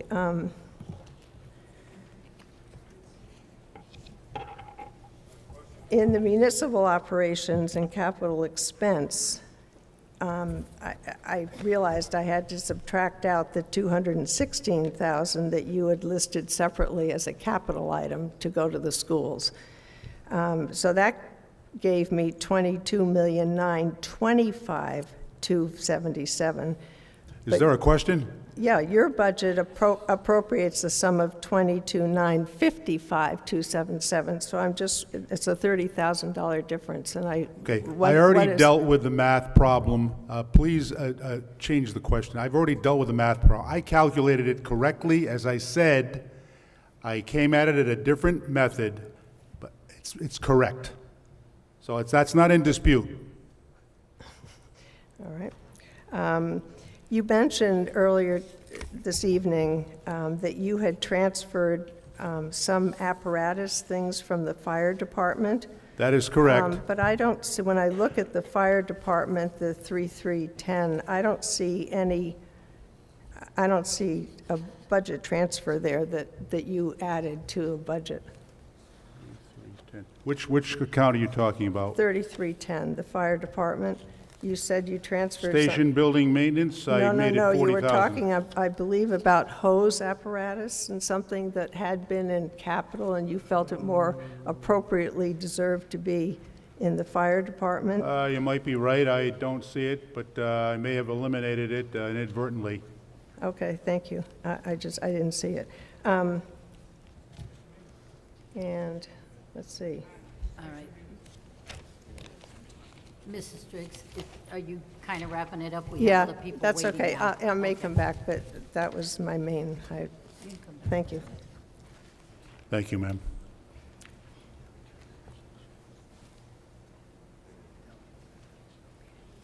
Hi, Patty Souza Cooper. One general question, because I don't understand the difference. So if money is transferred to a capital fund, it can only be used for capital purposes. And then the general fund can be used for whatever funds come up over the course of the year. Is that including capital expenses? Can we take money from the general fund and use them for capital expenses? Does that? Yes. Yes, you can? Okay. So the overage from the year before, that resolution, I guess it's a resolution question, I don't know who to address that to, the town council or the budget committee, because it's on both of them. The resolution is to have the overage go to the capital fund that would only be available for capital issues. But if it went to the general fund, then it could be used for any issue that came up, including capital issues. Is that right? I think you've said it pretty much right. There's a few Okay. different resolutions. One of them is that all municipal capital are restricted for their intended purpose, so that's one. And then there are some of these sweeps that come in as well, so paving and drainage is locked up, and then there's, but once it runs into the general fund, if it's taken out of the general fund, then it doesn't have the same type of restriction. That's one of the reasons why the council has tried to apply clarity on that, so that if it rolls forward, then it will stay in that restricted purpose. But did either of you want to add to that, or? I just want to say I agree with your, the sentence you added on the end of your resolutions, but the committee voted to do it this way, so. Okay, I just wanted some clarity on that. And then, just to speak to the difference in the school expenses, because, Sanford, I understand what you've done and moved things from where they were in certain accounts and then moved them to other accounts, and that changed the balances in different accounts, but at the end of the day, it kind of all balanced out with the addition of 360, it might help if I put these on, 361,421 to the schools seems to be the difference. 361,421. The overall budget difference. Yes, the Yeah. overall budget Yeah. difference. So I guess I'm concerned about, the $3 million, I guess this is going to go to Ruth. The $3 million that's coming from the casino is revenue that, oh my gosh, we didn't even have this before. Yippee, we've got $3 million extra dollars. So is that allocated for anything specific? I see it on the list of revenue, but is that $3 million allocated for very specific things already? No, it's No. in the entire revenue Okay. portion. Yeah. Okay. Sum total. So then allocating the $447,300 to the schools for expenses really wouldn't be a hit on the taxpayer. It could come from the $3 million that we've gotten from the casino. So it goes to, if it goes to capital, where he's putting it in capital, The correct? $3 million is No. going to capital? No, the amount you mentioned that Sandy's putting into the schools is capital money? Is it into a capital school account? I guess that's a question for Sanford, because I don't know the answer. That money, is that capital money for the schools, or is that school expense, is that? What money is that? I'm sorry. This $447,300, that's at the total school expenses. That's operations. Operations. Yeah, that's right. operations. So then that operation money wouldn't come out of taxpayer money, it could come out of the $3 million that we're getting No, from the casino. It's all taxpayer money. It's all taxpayer money. It will increase the maintenance of effort. It will increase people's tax bill quite a bit above the -5 that our budget has. Definitely, it will have an effect. Could I answer the question? I think I know what you're asking. There are non-tax revenues that come into the town. Included are the funds from the casino. But I don't believe non-tax revenues are specifically directed to a particular expense. In other words, that's a pool of money that can be used wherever. Perhaps you could say that that 447 came from the casino. That not necessarily, but Right, again, it's it's just just a a pool pool of of money. money. Okay. To be distributed. Okay. All right.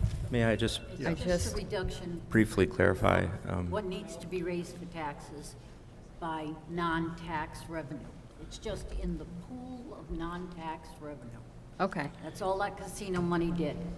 If you look on both your docket and on Mr. Mantel's, you're gonna see revenue in the back. and Right. It comes to 17 million something. Right. I don't remember the number. That $3 million is included in that 17 million. So you're gonna take all the money you need for expense, and you're gonna deduct Right. what is non-taxable. And that's gonna tell you how much you need to raise by taxes. Okay. I mean, that's a simple. It's a end of it, but simplistic that's where view. the revenue goes. I think it just raised the question for me, because I understand It's not your money. the operating expenses put us in a position that next year we have to offer that to the schools every year. If we, You asked what the gaming revenue, Right. casino revenue. Right. It's just part of the overall. part of the revenue. overall pot, It's right? not earmarked for one item Okay. or the other. All right. It's part of an overall revenue. I just want to quickly say, and I don't think there's a disagreement, but just to make we're clear, an exception to what you heard is if the council resolution passes, pays you the revenue would not fall in to all of those categories. That would be an exception where that money is specifically earmarked for a specific purpose. So with that exception, that's the exception of the rule. Thank Which you. resolution is that? Number 8? That's Council 2. Council 2? Council 2. Okay. Thank you. All right, I'm concerned about not funding the schools, because I have to agree with Jerry that our schools, our teachers are doing a phenomenal job, and I'm sorry, I'm going to take just a second. I just went on a music trip to Disney with these teachers. I paid for myself, I paid for my child, we fundraised, it was crazy, it was a lot of money. Schools didn't give us any money. It was a phenomenal trip. Those educators are doing an amazing job above and beyond what people think they're doing. They have to be counselors, they have to be, there was a lot of things that happened on that trip, as probably many people know, and those educators are doing a phenomenal job with our kids, and I'm concerned about why we're reluctant to fund our schools. If we don't have strong schools, I know I'm a soapbox speaker, I'm sorry, but if we don't fund our schools and we don't have a strong school system, we're not going to have a town, because who wants to move here with their young kids if we don't have a strong school system?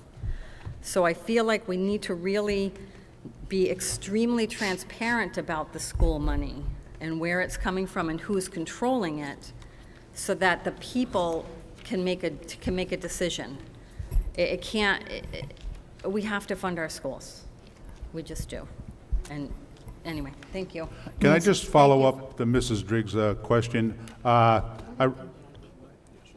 Okay, Better come yeah, back and yeah. follow up Okay. so you can at the end. Madam, Okay. Madam Clerk, I was asked, That's fine, that's fine. Madam Clerk, I was asked a question, Madam Clerk, and I need to follow up on that last question. She asked about the casino revenue, and I just want to mention, when the casino was proposed, one of the things that they promised, the casino proponents promised tax relief. I just want to make that clear, that the greater portion would be tax relief.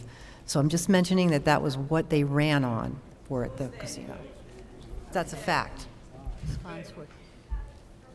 All right, it's been stated and Next, Ms. Farnsworth. Good evening, Diane Farnworth. My question's for Dr. Larkin.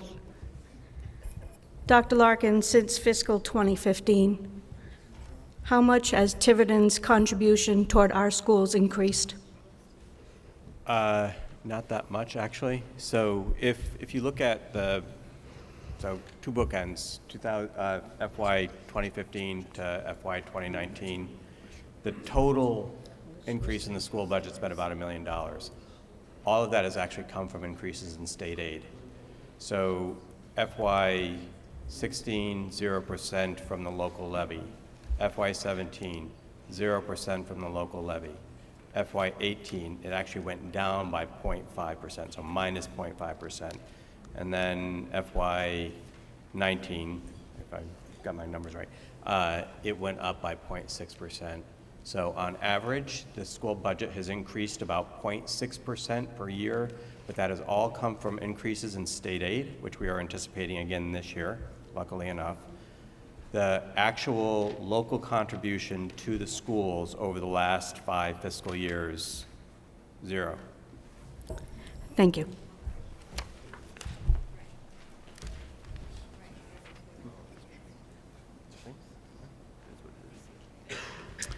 Mike Burke, first to Dr. Larkin. Getting back to the maintenance of effort, and if you don't think you can answer this, then I'll defer to the solicitor. What the town provides in maintenance of effort isn't based on where the money's coming from. It's the amount of money that is spent in the operating budget, correct?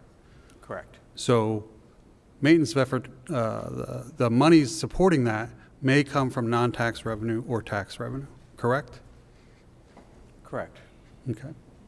So this argument that by moving the maintenance of effort needle a little higher means that it's automatically going to increase taxes is a false argument, would you say?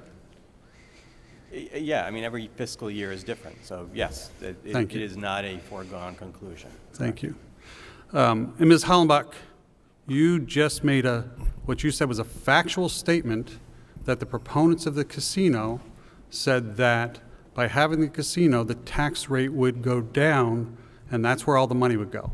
I just said tax relief. I didn't say that the tax rate would go down from that. I said that You said it would all go into tax relief. relief. Tax relief, yes. All of it would go into tax relief. I said most. No, you did not. I did. Who I is said the most. they? No, I'm sorry. Who is the they? There are people that came around to our doors. There are people that in the brochures that they Who are the had people? made up. Who are the people? I don't know. I think they were hired by the casino people to come around to knock on doors. They were also residents of town. Guess what? Excuse me, could I just ask as a point of order that we limit this to questions It regarding... is a question. She made the statement. I'm sorry. She made the Excuse me. statement. Well, I'm going to... It would No, be I'm helpful if sorry. we don't talk over each other as a normal rule of order. But my point is only that if you could limit your question to questions on the budget, that would be helpful to keep this process efficient and informative. And I would agree, but if the panel makes political statements, then they will be challenged. And that is what this hearing has always been about. Excuse me, if that is the case, then it's up to the Madam Clerk to challenge that. It's not up to the audience. Yes, it is up to the audience. I'm sorry this is your first year here, sir. Okay, but And you following on challenged with her, I have- and she's no. responded to the best No. of what is. I am- You can't so- keep asking, Mike. so- She's not going to change her So, answer.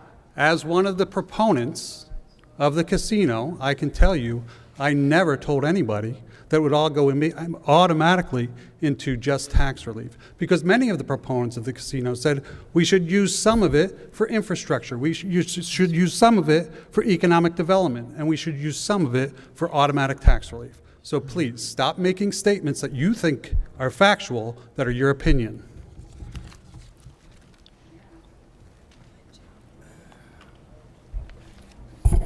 Just for the record, we were told that we could have a 10% tax decrease if we voted for the casino. And I attended every one of the meetings. Mr. Sanford, Please, do you have a question on the budget, sir? yes.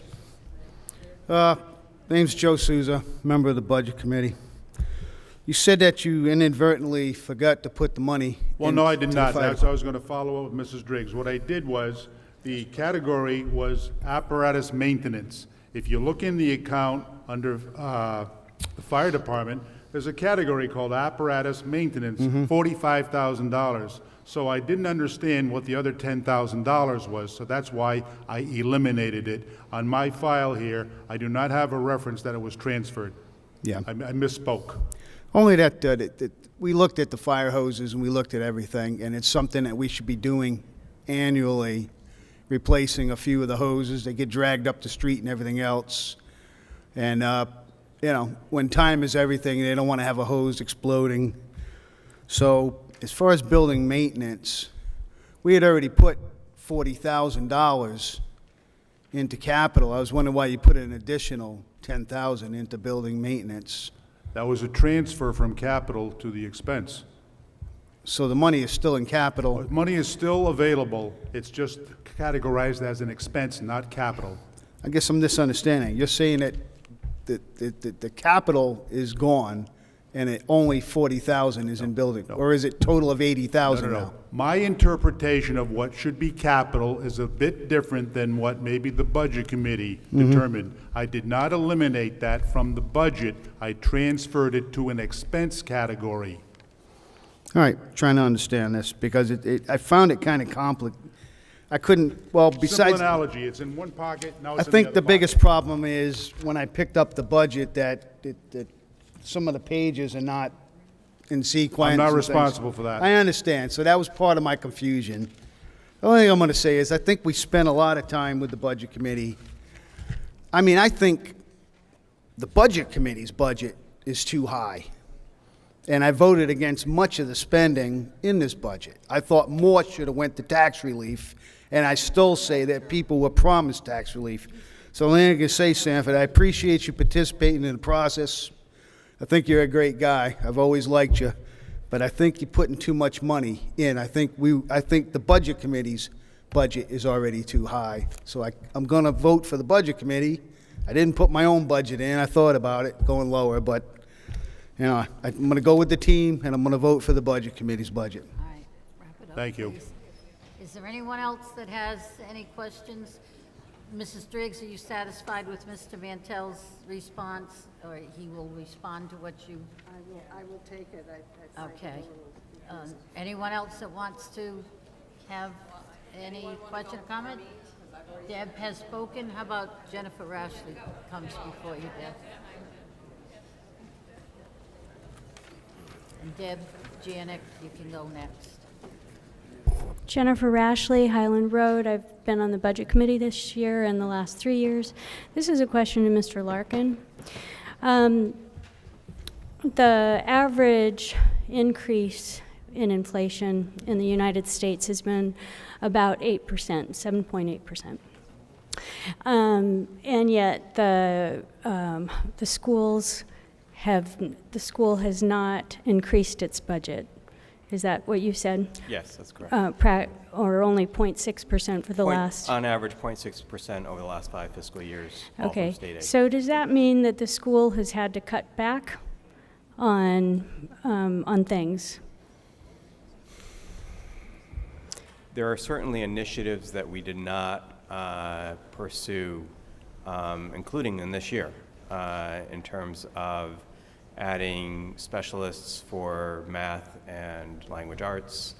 I don't know that there's been a specific position cut. There has been some attrition through retirements, but certainly that 0.6% doesn't represent the rate of inflation, and it doesn't bring us any closer to where we need to be. Okay. So if we had kept up with inflation of about roughly 2% per year, we would have been spending well over what Mr. Mantell is actually asking to appropriate. Correct. So 1% of our budget is about $300,000. So if you just sort of do the rough math of that, you're probably talking our budget would be $4 or $5 million higher. So, Mr. Mantell, the amount you're proposing doesn't even touch upon the average inflation of what the school's been hit with. over 5 years? Probably closer to 3 million. Thank you.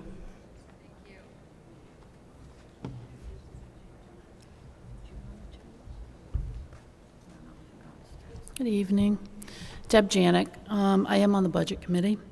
So just to clarify something, Ruth, that Nancy Driggs had asked about was how the Budget Committee came up with the cuts for the Historical Society and the Parents as Teachers, which is under civic appropriations. It was actually the town council who cut it. So it was the council who cut that. We really did not have a discussion about that. Right, but we did not vote it in. So. We didn't approve it, no. But Nancy had asked why we decided. That was on the sheet. She can see that. She can see that. She asked if what we did. So I just said we did not vote it in. Right, right. So what is the tax decrease for the Budget Committee's budget over last year's for the tax rate? Negative 1.5. $1. Negative 1.5%. Yeah. Negative 1.5%. Yeah. And for yours, Mr. Mantell? Well, mine is just about, sorry about this. Mine is just about 0%, very little tax decrease. The difference in mine and the Budget Committee's budget is about $74 per household in terms of what the taxpayers will pay. There is a decrease. Each individual homeowner will have a decrease in their taxes. That's a guarantee. $74 per average. Difference. Theirs is, I'll show you the difference. I'll quote it again. Yeah, based on a housing value of $306,000. Sorry, thank you. The Budget Committee, with a homeowner average value of $306,000 as supplied by the tax assessor, you would have a tax reduction of $254 per year.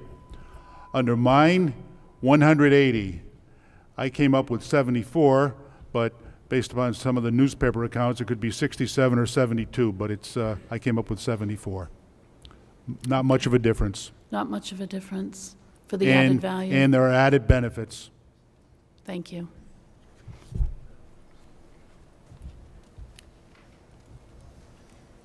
Is there anyone else that has any questions or comments? That's it?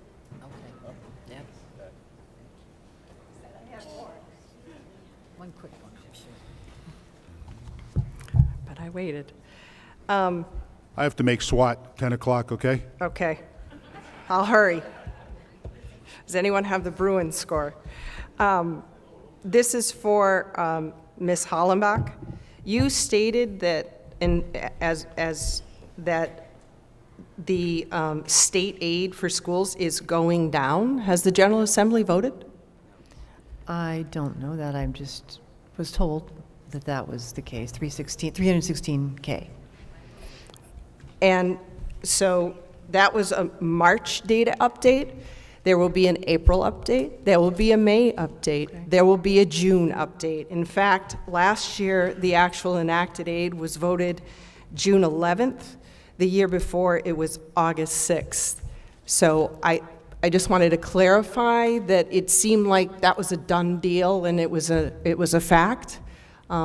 We, in fact, don't know what that number is going to be until the General Assembly votes, and it does go like this. I mean, they often will go ahead and fund what the governor says. Sometimes they don't. So I just wanted to ask that if you know, I didn't believe the General Assembly had voted, and in fact, they have not, as far as you know. Right, and we have until the levy is certified, which is around June, mid-June.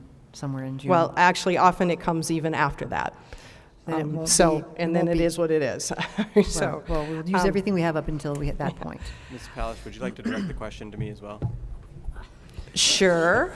Dr. Larkin, has the General Assembly voted on the state aid? They have not, and our projections are we'll actually have another increase this year. Okay. Thank you. Thank you. Just really quickly, so given the state aid that was projected, The Budget Committee's increase was about 4%, and I did do the math for yours. I'm not sure if you know what your increase was. 3.98%. Okay, thank you. So, well, no, for the schools. For the schools, 3.98%. That can't be. No.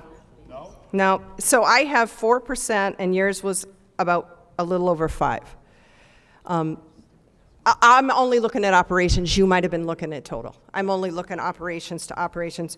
And the point just being, Mr. Mantell, that in fact, you cut, correct, the capital by $100,000? Correct? Yes, and I apologize for that. You did what you thought you Did what needed I to had do. to do. That's fine. And you actually, the $505,000 that we requested, you actually cut that as well. Yes, the school department did not get full funding based upon their requests. Thank you.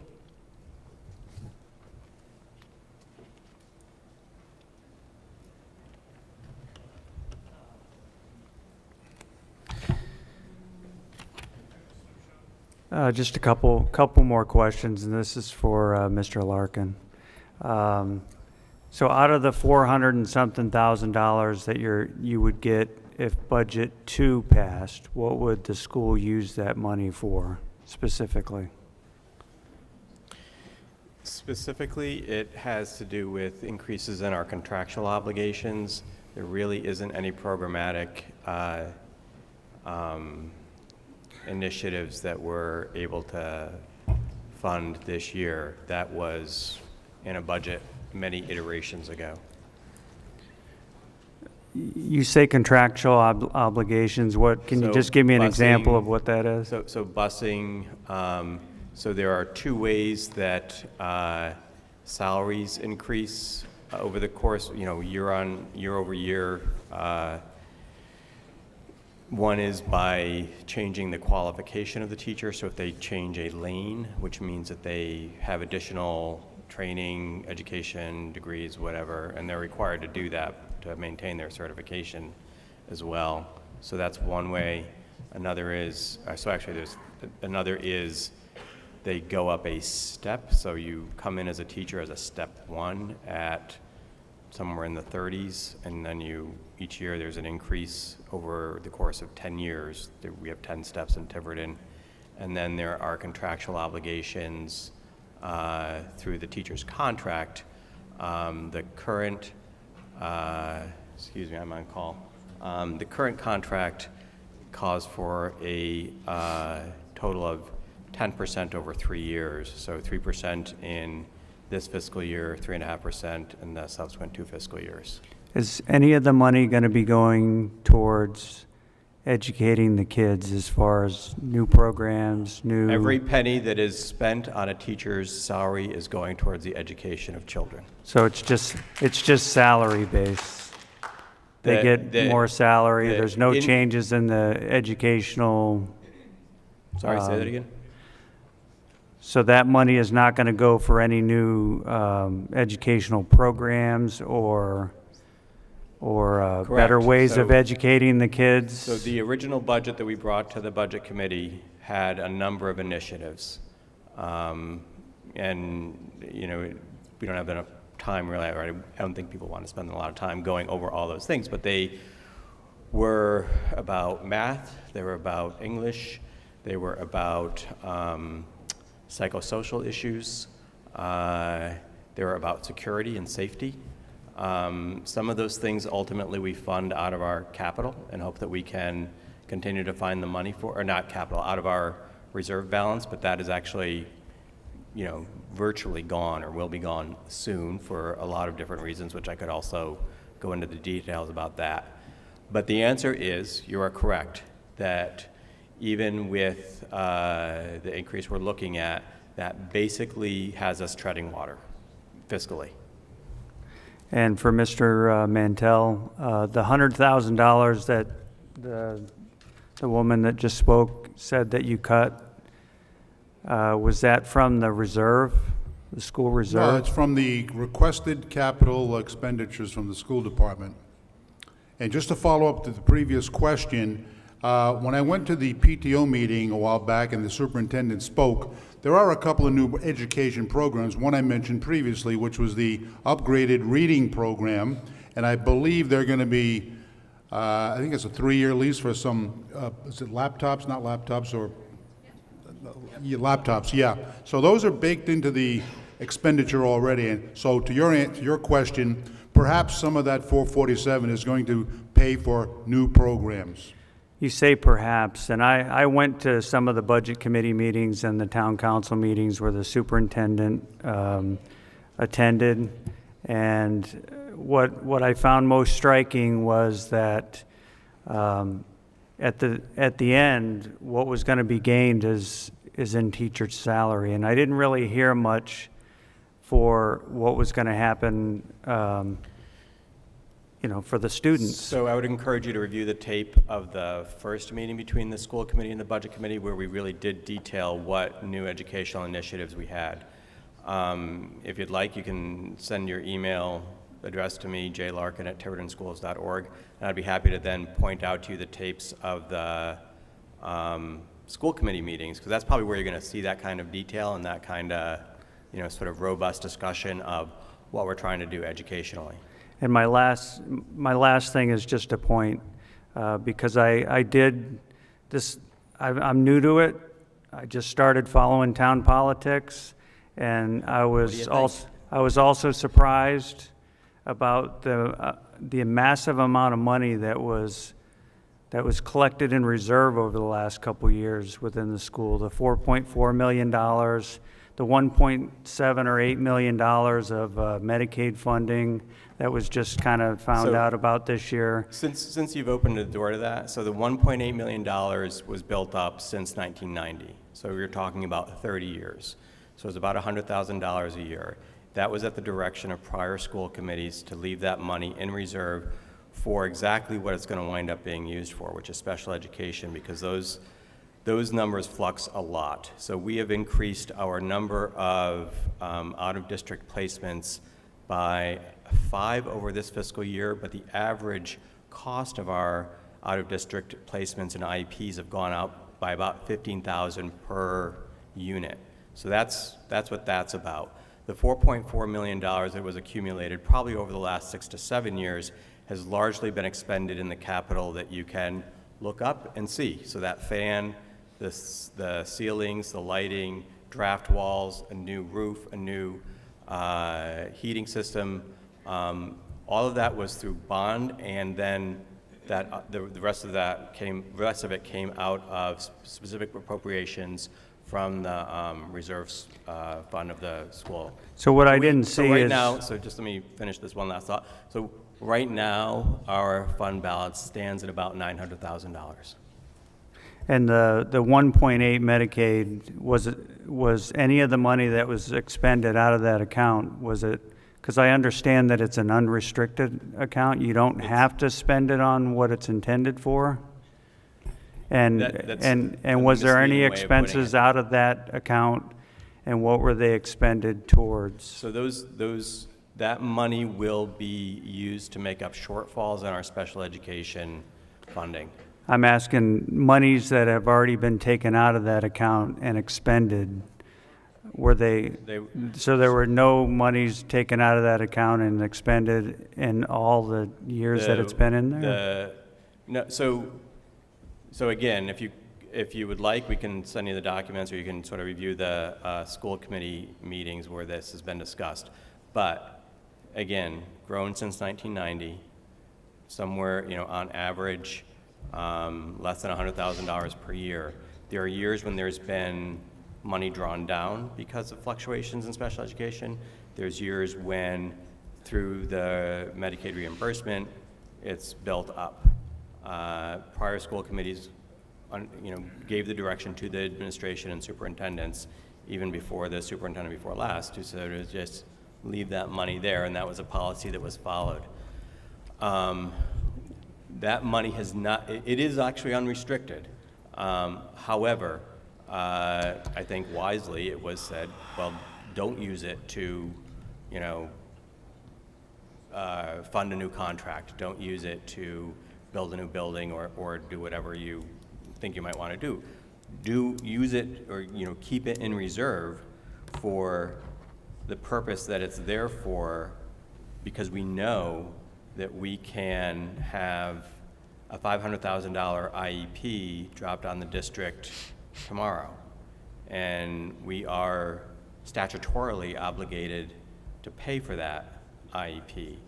Now, you can talk about how special education is funded in Rhode Island. It's not funded very well in the sense that it's all primarily local funding. We get some reimbursement from Medicaid, we get some reimbursement from the state, but it would be much more rational to try and fund all of special education on a statewide basis.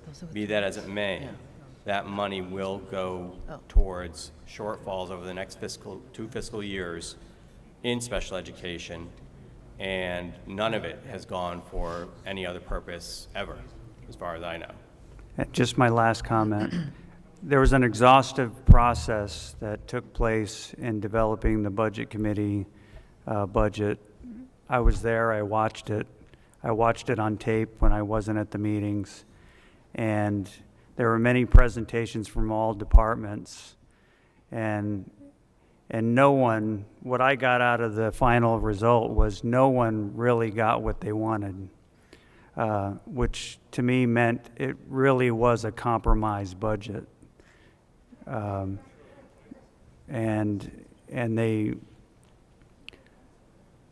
they looked at everything. Everything was transparent and on the table. And Mr. Mantell, nothing against you, but I don't know if you've met with all the departments, if you've met with the different, if you've gone through the same exhaustive process that the Budget Committee. Finished. You ready? Can I finish? Go. That's what I said. I'll tell you when you're finished. So I don't see as much transparency in your budget, and I also tried to work numbers from your face page in your budget to try to make the numbers match up and to add up. And Okay, we've already spoken about the All math right. issue. We're past that. I'm a taxpayer, Wrap it up. Wrap so it I. up. I'll tell him. Okay, sorry. You need to, That's kind of rude. I know that, but I'm a rude guy. okay, please keep Okay. Okay, thank you. okay? But you do need to wrap it up. So my point is, the Budget Committee went through an exhaustive process, and I'm asking what process you went through to get to your budget. And did you go through all of the departments or get help from all of the departments to come to your final numbers? You ready? I'm ready. Okay. First of all, I'm a private citizen, but I will tell you, yes, the Budget Committee does a lot of work. I was on the Budget Committee for a couple of years. I went to visit the police station, the fire station, the DPW, and we met, and sometimes we met twice a week. The hours might have been past 10 o'clock sometimes. So they do a lot of hard work. What I have done, just to tell you, the Budget Committee produces a report. Well, what I had to do, I had to download the report, a PDF file, if you're familiar with that, and then convert it to Excel. It took me quite a few hours to verify the formulas because the Excel file, which is a public document, was not ready. So when you talk about transparency, there was none, okay? Then I went through, I verified the Budget Committee's numbers, I added them all up, and then I created my budget. That's true. I probably didn't spend as much time as they did, but I, as a private citizen, I don't think I have an obligation to do that. What I did was, I took what they did and decided that some changes had to be made. It's my budget. I could have said I wanted to give the school committee more money, but I complied with whatever the percentage increase was.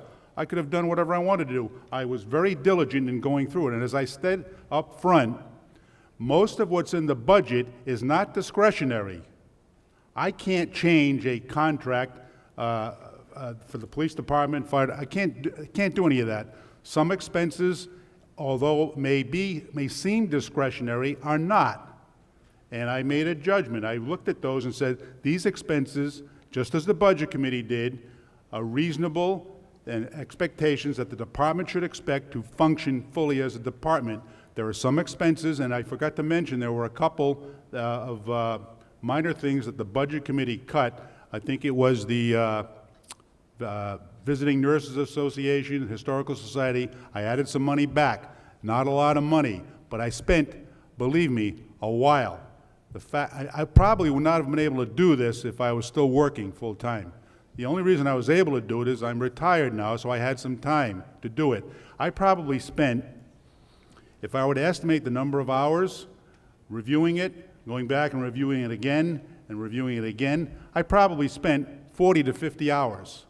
Now, that may pale in comparison to what the Budget Committee did, but I did put in some time and effort. And again, it's my budget. If you expect me as a private citizen to put in the same amount of time as they did, I can't do it. I tell you, I went to a few of the budget meetings. I've watched some of the meetings on TV, but once it goes past 9:30, I fall asleep, so I really can't do that. But I also went to some town council meetings where they discussed the budget. But I spent a lot of time. This year, I probably spent more time than I have in the past few years looking at the budget.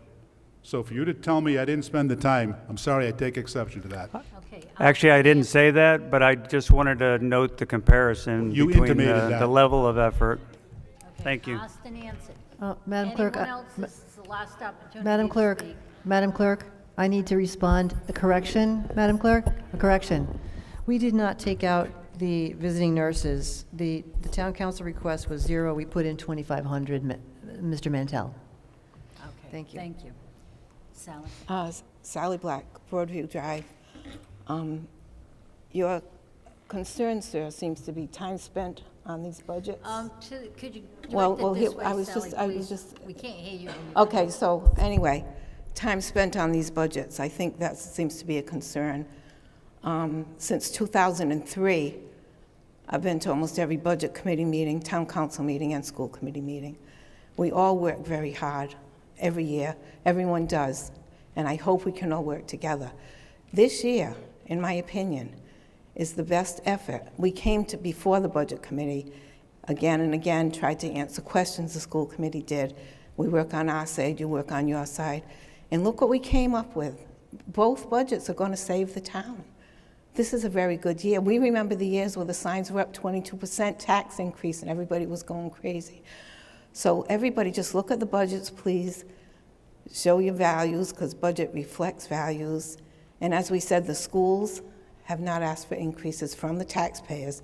Now, the thing I must point out is, we always talk about the teachers and the salaries and the raises. One way the school department can control that is if the declining enrollment comes, then you can look at how many teachers you have. If we want to go over the past years, I think the enrollment might have gone down 12%, and the number of teachers went down 11%. And what I mean is we always look at the number of classrooms we need, the numbers of teachers we need, and then we can, as they retire, if you don't need to replace them. We've done that diligently, and most districts don't. They just keep the teachers. They might have 5 or 6 kids in the class. So that's one of our ways that we've looked at that. And now we're seeing, what we're seeing is bubble classrooms. You'll see that now. We'll have to be adding in the 3rd or 4th or 2nd grade extra teachers, and now it'll start ticking up. And that's what we want. We want to have the kids coming. But I want to thank everyone that worked so hard on these budgets. I want the people to go out, get informed, and get involved, and then decide on what budget you want. Thank you very much. Okay, I'd like to thank everybody that participated in this with whatever questions. I hope it was informative, informational for those that were watching us at home. And I want to make one other comment, that the Financial Town Referendum is being held on Saturday, May 18th at the high school gymnasium. Polls will open at 7 a.m. and close at 8 p.m. And also at the town hall, there will be absentee voting if you may not be able to make the Saturday. On the Thursday and the Friday, May 16th and 17th, and it will hold the same hours from 7 a.m. in the morning to 8 p.m. And again, I thank everybody that's seated at the table that presented and participated, and everybody that asked the questions. There's no other questions, so I'm adjourning the meeting.